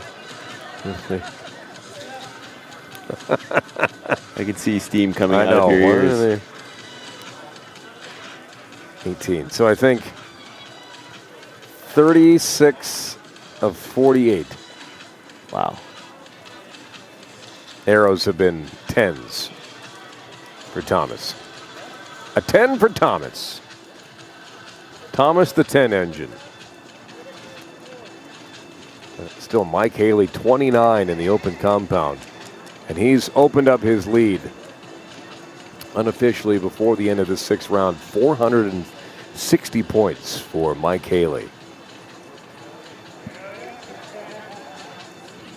It was tight at the top there for a bit, but Haley a good couple ends to leap up to the top.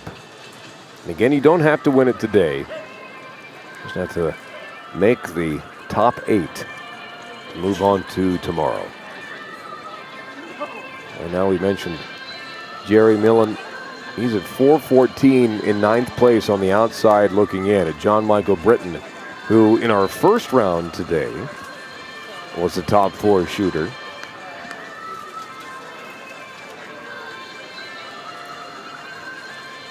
Scoring has completed apparently, and number 6, the last competitors walking back.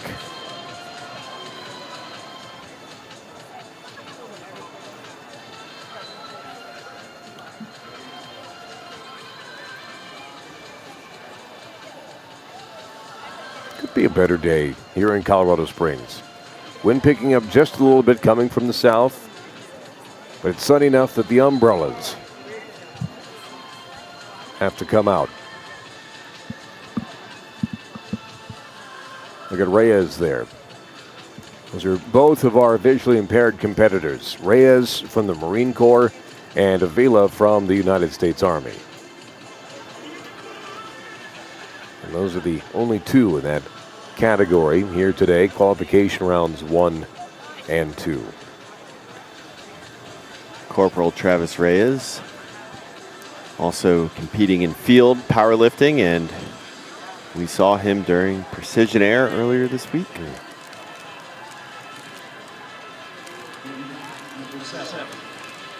So now we're ready for end number 7. As Corporal Reyes prepares his bow. See the stand there, helping out. And again, just like the Precision Air, the blackouts have to be worn because not every visual impairment is the exact same. So Reyes and Avila with the same.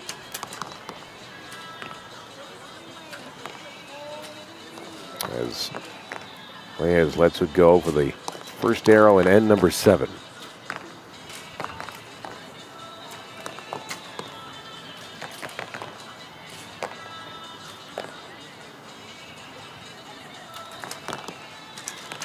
Blackout back down. Those are the 2 targets for Avila and Reyes down on the eastern edge of our firing line here at Washburn Field. Day 1 of archery, the 2025 Warrior Games in Colorado Springs.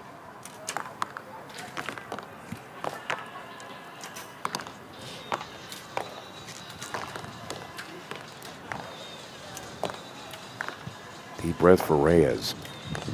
And again, I think the principles, DC, of the controlled breathing and Precision Air, that's why we have a lot of the same athletes in both. I think those principles 100% translate to this as well. I would agree with you.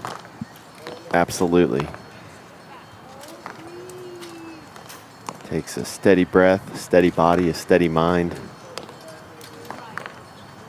Avila gets one on the red right there in the last one. And number 7. Total scores for them heading into this end. Avila's actually hit 2 10s today. Avila up there with a 206 right now. Reyes behind him with a 168.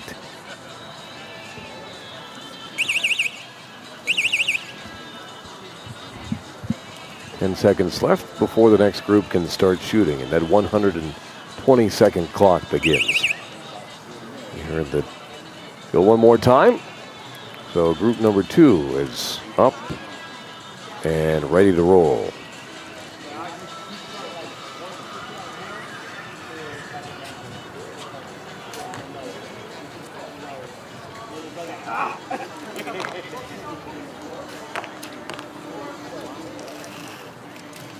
Just looking at the ease of the compound compared to the recurve. I know that the traditionalists would like to use the recurve, but again, despite the maintenance of the compound, it just looks so much easier to shoot with. Jessica Garcia would disagree. She's got a recurve going on, and she's been towards the top of her category almost all day today. That's the open for the women on the recurve. 10 10s for Garcia today. Smaller targets are the compound, larger targets are the recurve. Or recurve. Depends on which emphasis you put on which syllable. To see. Very true. And for more on the recurve bow, in archery, recurve bow is one of the main shapes a bow can take, with limbs that curve away from the archer when unstrung. A recurve bow stores more energy and delivers energy. Easy for you to say. More efficiently than the equivalent straight limb bow, giving a greater amount of energy and speed to the arrow. A recurve will permit a shorter bow than a simple straight limb bow for a given arrow energy. And this form was often preferred by archers in environments where long weapons could be cumbersome, such as in brush and forest terrain, or while on horseback. That's what I always found fascinating as we look at the style of bow types, talking about the recurve, is fascinated by the history of the American West and how many native warriors would fire a bow and arrow almost perfectly from horseback, or more accurately than not, leaning to the side of the horse to fire to become a smaller target. As a compound bow in front of you as they're making up a couple shots here on end number 7. To wait just a little bit longer to move forward and begin scoring. Perhaps the most ancient written record of the use of recurve bows is found in Psalm 78:57. The line, "They were turned aside like a deceitful bow." And that is dated by most scholars to the 8th century BC, Connor. From the 8th century BC to the 21st century AD, let's go over to Tina Dixon. Tina. Yeah, and as we near the end of this qualification period, catching up with Ed Lucero, the recurve coach of the Marines, break down the difference between the two bows and just the fatigue factor and the technical factor at this point of the game. Sure. So to begin with, compound bow and recurve are very different. With a compound bow, when you draw it back, it basically lets off X amount of power, sometimes 80%.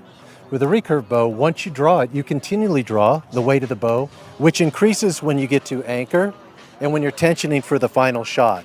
So they're basically doing a workout every time they shoot. So the intensity is a little bit different, aiming's the same, concentration's the same, focus is the same. It's just that the recurve archers are holding the total weight of the bow the entire time. Yeah, and at this stage of the game, what kind of input are you giving to your athletes? Just keeping them kind of focused on each shot. Every shot is an individual shot.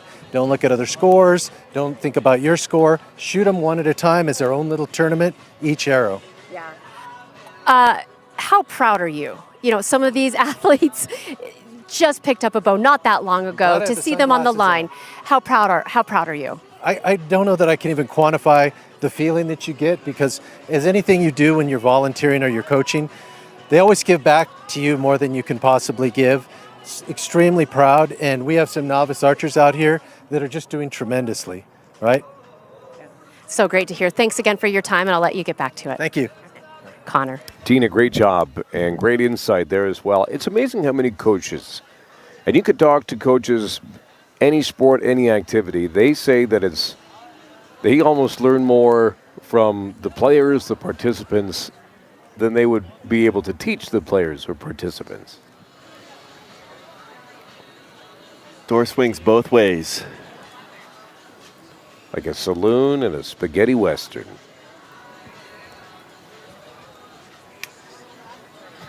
How many spaghetti westerns were filmed in Colorado? I don't know. I don't think any. I love Clint Eastwood, don't get me wrong. However, the spaghetti western I find hard to watch because obviously most guys are speaking in Italian, and I can't do it's like the old Godzilla movies where they would do the English dub over it. I find it hard to. They are excellent films, but it's just hard to watch the dialogue parts. How many westerns were filmed in Colorado? Probably a good amount, but New Mexico, I feel like, is one of the main locations for Western filming. D.C., Connor McGahee with you. Thanks for joining us here in Colorado Springs, shadow of Pikes Peak, site of the 2025 Warrior Games. This is day one of archery. We are in qualification round number 2 to try and determine the top 8 to go on to play in the finals tomorrow. That's right. Finals day tomorrow and team competition as well taking place tomorrow. And we are getting down. We are into end 8. Yep. And 10 ends. That's what we're looking at out here today. 10 ends. Again, for qualification round number 2 here. Exactly. Again, the top 8 will make it to tomorrow, but we've had a couple of delays just because of some questions on some scoring. You have to shoot some extra arrows in those instances, and you have to have and make sure that the course is clear before you can walk back out there. Fans of all kinds can come down and there we go. Watch for free all week at the Warrior Games. It's actually well attended here, and the families, both actual and metaphorical families of our warriors here in Colorado Springs. Again, we're on the western edge of the campus of Colorado College, and the sun has come out, and therefore the umbrellas have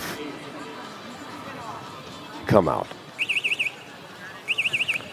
True Grit. You ever watch True Grit, Connor? The first one, because the Coen brothers did the remake a couple years ago, which I very much enjoyed. But I assume you're referring to the John Wayne True Grit of 1969. That's correct, yeah. The John Wayne classic was primarily filmed in and around Ouray, which is the north end, the Switzerland of the Rockies. Indeed.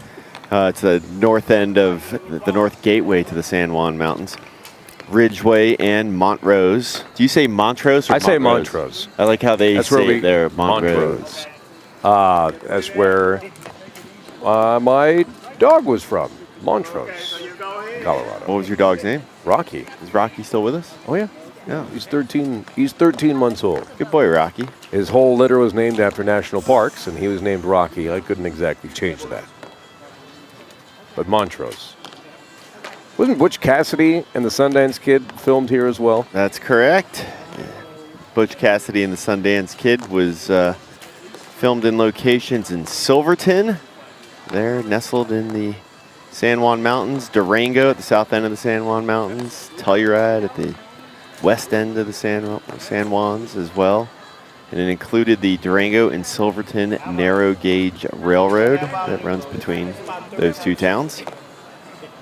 $1 million highway. It costs a lot more than $1 million to build. The real-life Butch Cassidy robbed his first bank in Telluride, adding historical significance to that lovely mountain hamlet. The Hateful Eight, this one I was thinking of immediately off the top of my head. That was filmed near Telluride as well.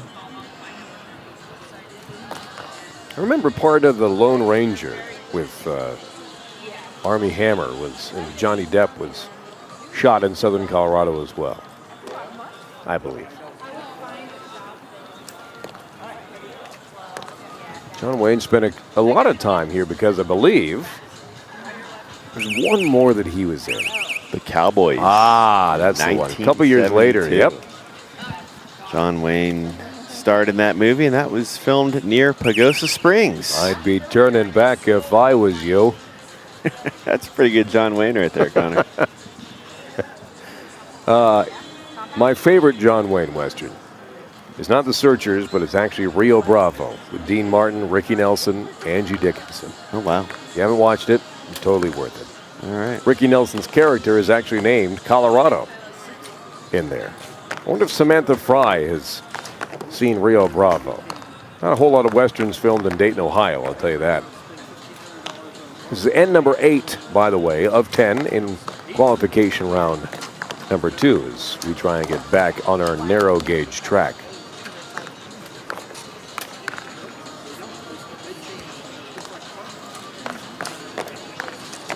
Samantha enjoying the DJ Triz beats in the background, shooting compound bow on the small targets.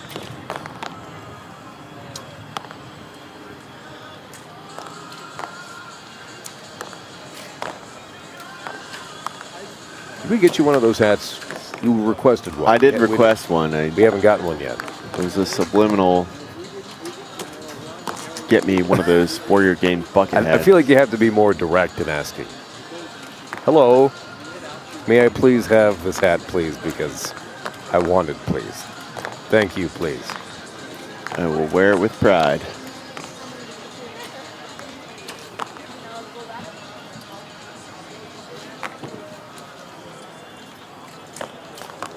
Slow down significantly towards the end of our second round here. But again, tight at the top in compound men. Not so much with the seeded compound men. Houston Thomas has just been outrageous today. 39 tens, not including end number 8. As the walk was about to happen.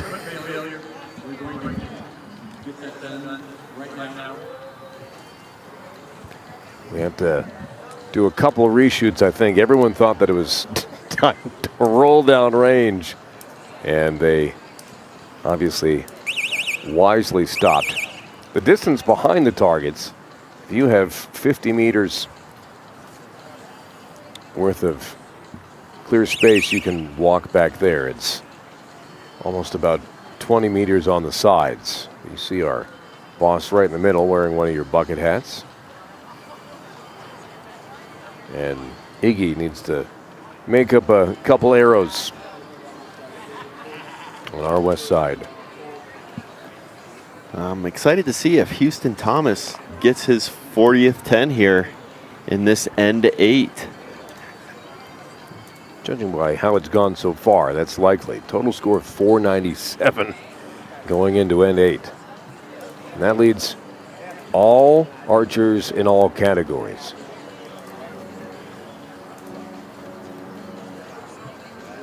At the top of the list of the Tens Club.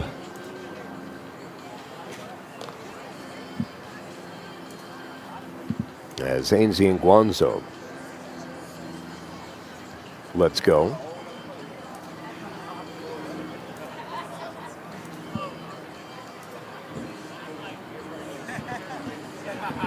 Averaging 6.8 per arrow today is Iggy.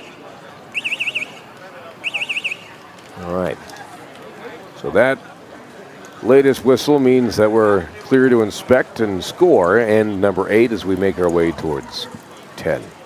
Again, just a little bit of a breeze from south to north, which doesn't happen a ton here in Colorado, especially Colorado Springs. That wind and weather comes right off the mountains and sweeps down into town with some vicious storms. Incredible lightning storm just south and east of town last night, as this is Archery Day 1. Day 2 will be tomorrow. Same bad time, same bad channel. 7:30 a.m. Mountain. YouTube, Vimeo, DODWarriorGames.com, and ESPN Plus. Almost lost a hat in that win the other day. For your sake, I'm glad you did, because it was quite gusty. You would have been inconsolable. Inconsolable. And I definitely would have been looking for one of those Warrior Games bucket hats. So join us tomorrow, 7:30 a.m. is about when round 1 of our medal day will begin, along with the team competitions Day 2 of archery. And then just a day left before the 2025 Warrior Games come to a conclusion.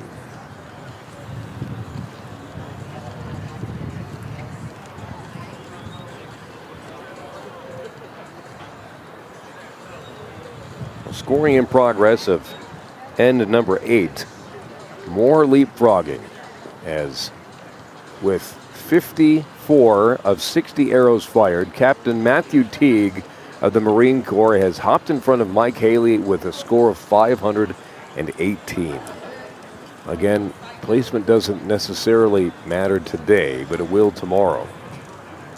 But I think it's good to get in the groove of knowing your pacing, knowing how it goes. But again, tomorrow we could have a completely different set of variables if you don't have the virtually perfect day weather-wise you have today. So important. Madonna wrote a song about that. Oh, she did? How did it go? Get in the groove. Doesn't sound like I remember it. I'll get you to sing one of these times. Again, sparing our audience. Yeah, it's probably smart. Probably smart. But we'll go to karaoke later tonight, Connor. Oh, no. I am out. Unleash on you. I couldn't be more out. Unleash on you. If you were to pick one, if you had one karaoke song, what would it be? But I'm going to ask you the question. You can only pick one. Oh, wow. For me? Yeah. It's not unusual. Like Tom Jones? It's not unusual. Oh, I got you to do at least a line. To be loved by anyone.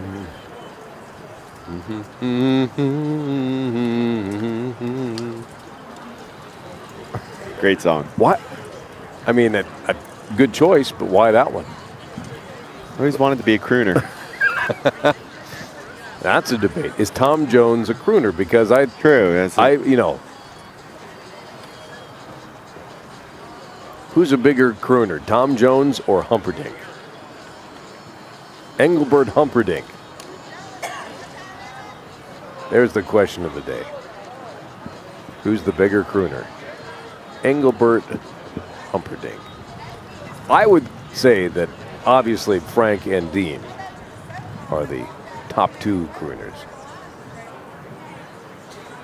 Let's see. Frank Sinatra comes to mind as Nat King Cole's a good one. Bobby Darin. Yeah. Tony Bennett. Hey, the shark bite. What's that with the shark bite? Bobby Darin. Oh, he's got a song that... Mac the Knife. Oh. Yeah. He also sang Beyond the Sea, but I wonder if Mike Haley can sing. You're well versed in your... I know my crooners. Crooners. Yeah. So there's your current leaders after end 8 and the open compound for the men. Matthew Teague has stepped to the top, 518. This is Mike Haley. Jerry Bullock right behind with Team SOCOM. So 35 tens for Teague, 32 for Haley, and 31 for Bullock. And Houston leading the 10 club category. That is, please hold. That is correct with 41. 41 tens for Houston Thomas. That is Haley looking to get gold yet again here this week. So if Houston can get 9 tens in these next 2 ends, he could be in the 50-10 scoring club. Good. I thought you were going to rhyme that one more time. Because you had 2. I was waiting for you to go to the trifecta. If Houston can get, what'd I say? What'd you say, 9 tens? No, he's out of arrows. 9 more tens. Doesn't have enough arrows, unfortunately. Ah, yes, you're right. You only have 6 arrows left. Not possible. So you can get to 47. 47 tens after 10 ends. Regardless, impressive performance. Thank you for not saying irregardless, which is not a thing. Irregardless.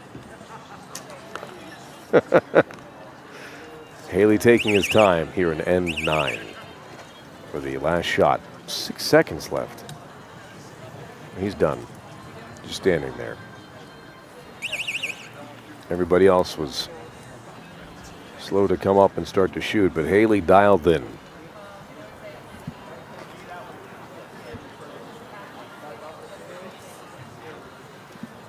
The way he was standing, it looked like he still had his bow in front of him, but surely did not. There's Houston Thomas again, 526 points after 8 ends, leads everybody. J.P. Lane and Lieutenant Commander Scott Terry, also in the seated compound men competition.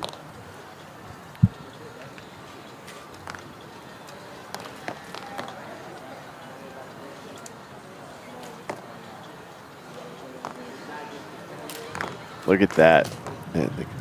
What an impressive score sheet that is. I mean, only 1-8 on the whole thing. Everything else is 10s and 9s, and that's just in round number 2. First Lieutenant Houston Thomas. Such an impressive score sheet. 41 10s. And after 8, this is 9th end. And looking at his form, his composure.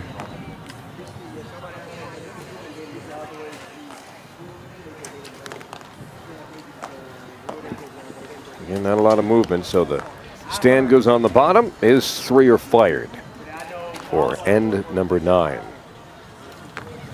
It's true for most everybody. A couple more left with 15 seconds to go.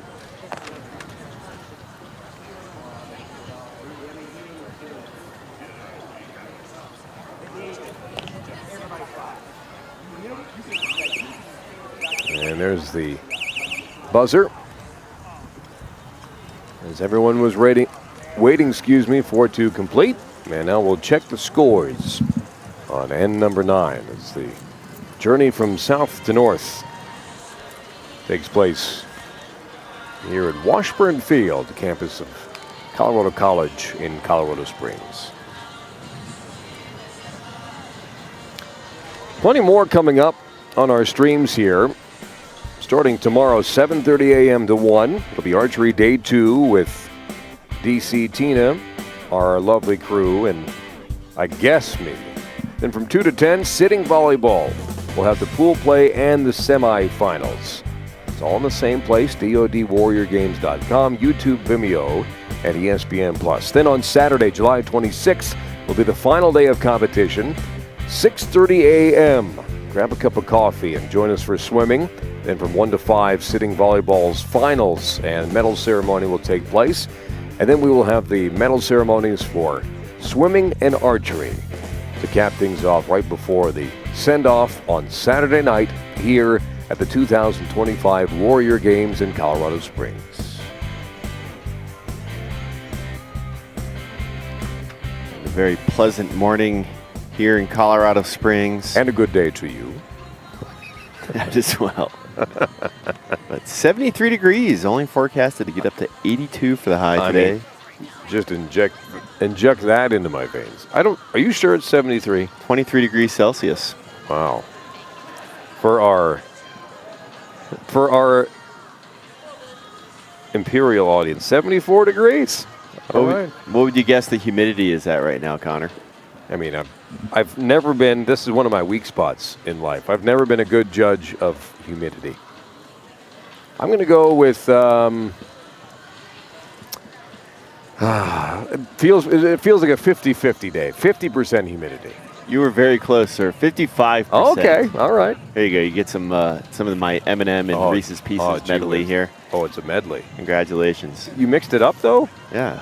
Keep you on your toes. Best of both worlds. I saw a Chocolate and peanut commercial butter. yesterday for a Reese's peanut butter cup, but with jelly inside it. No. With grape and straw. You're not into that? Not at all. No? No. Okay. Okay. So you mix that all in the cup, which I find to be completely adventurous of you. Chocolate and peanut butter. But I would like to separate them out because what if I'm in the mood for chocolate and then peanut butter? What am I supposed to do then? You didn't think of me when you did this. You'll just have to sift through. Fortunately, the chocolate ones have these conveniently placed M's on them. That's a good point. Didn't think about that. So I got some work to do. That's DC. I'm Connor. Ooh, I got a good mix there. You're right. Yeah. Maybe you're onto something with this. If you're sitting at home watching, first of all, thank you. Hope you're having a wonderful day. Thanks for joining us at the Warrior Games. But if you're like us, you probably have stashed away somewhere, hidden from the kids or your significant other, your secret stash of both Reese's Pieces and M&M's. So go ahead and mix them together and join us in a celebratory here. There you go. Thanks. Celebratory mix of peanut butter and chocolate. That is nice. Hits the spot. Very good. Thanks, DC. I kind of needed that. Final push here, the 10th end. Qualification round number 2. Jerry Millen. 4 straight Warrior Games for him now, dating back to 2022. And he is in 5th place as of right now. So barring a huge leap from anybody or a huge fall off for the Master Sergeant, he will be into the finals tomorrow here at Washburn Field.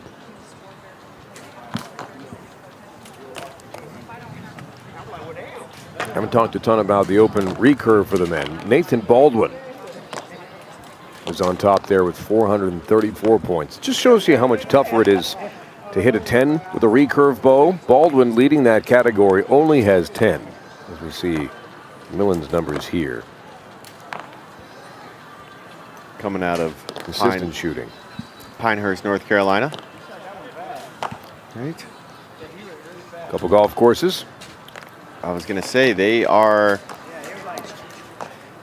They have been designated, that town of Pinehurst, North Carolina has been designated as the home of American golf by the U.S. Golf Association and by the state of North Carolina.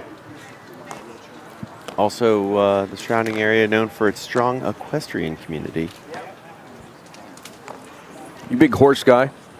Ride horses? You're calling me a big horse. I am. Stop horsing around here, Connor. Nay. It was so bad than anything that I said. You say nay?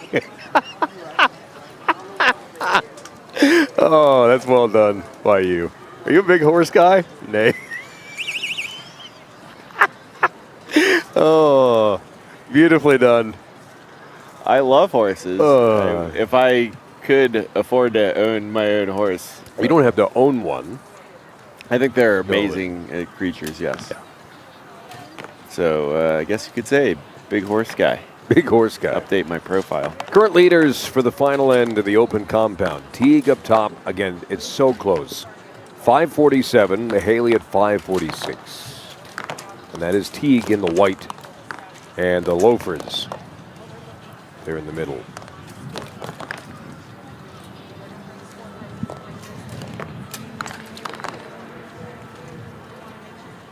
Houston Thomas added 2 more 10s in that last end. There's my famous footwear and favorite footwear of the day.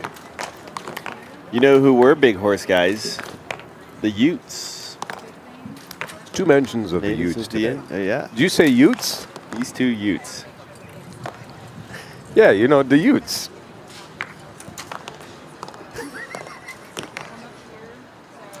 My cousin Benny's been on TV a lot lately. But the Utes, they called them magic dogs. Acquired horse from the Spanish and became very well versed with the horses. Before Native Americans had horses brought into their life, it was actually dogs that pulled their travois when they were moved from location to location. Qualification of round number 2. The 10th and final end. To find out who goes into the finals tomorrow. It'll be 7:30 tomorrow morning, right here, DODWarriorGames.com, YouTube, Vimeo, and ESPN+.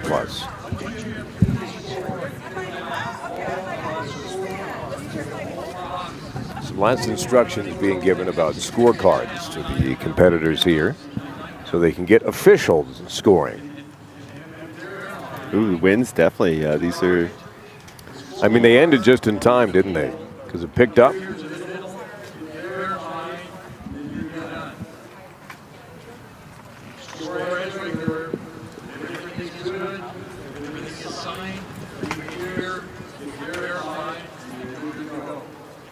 All right.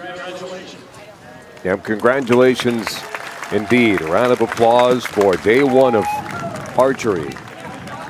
And I just continue to be more and more impressed, DC, with every event that we either go to and watch or are able to call. And one of those events that I've really enjoyed is sitting volleyball over the years. And that'll take place tomorrow. The pool play in the semifinals will be tomorrow again. That'll be 2 p.m. Mountain Time, 4 p.m. Eastern, YouTube, Vimeo, ESPN+.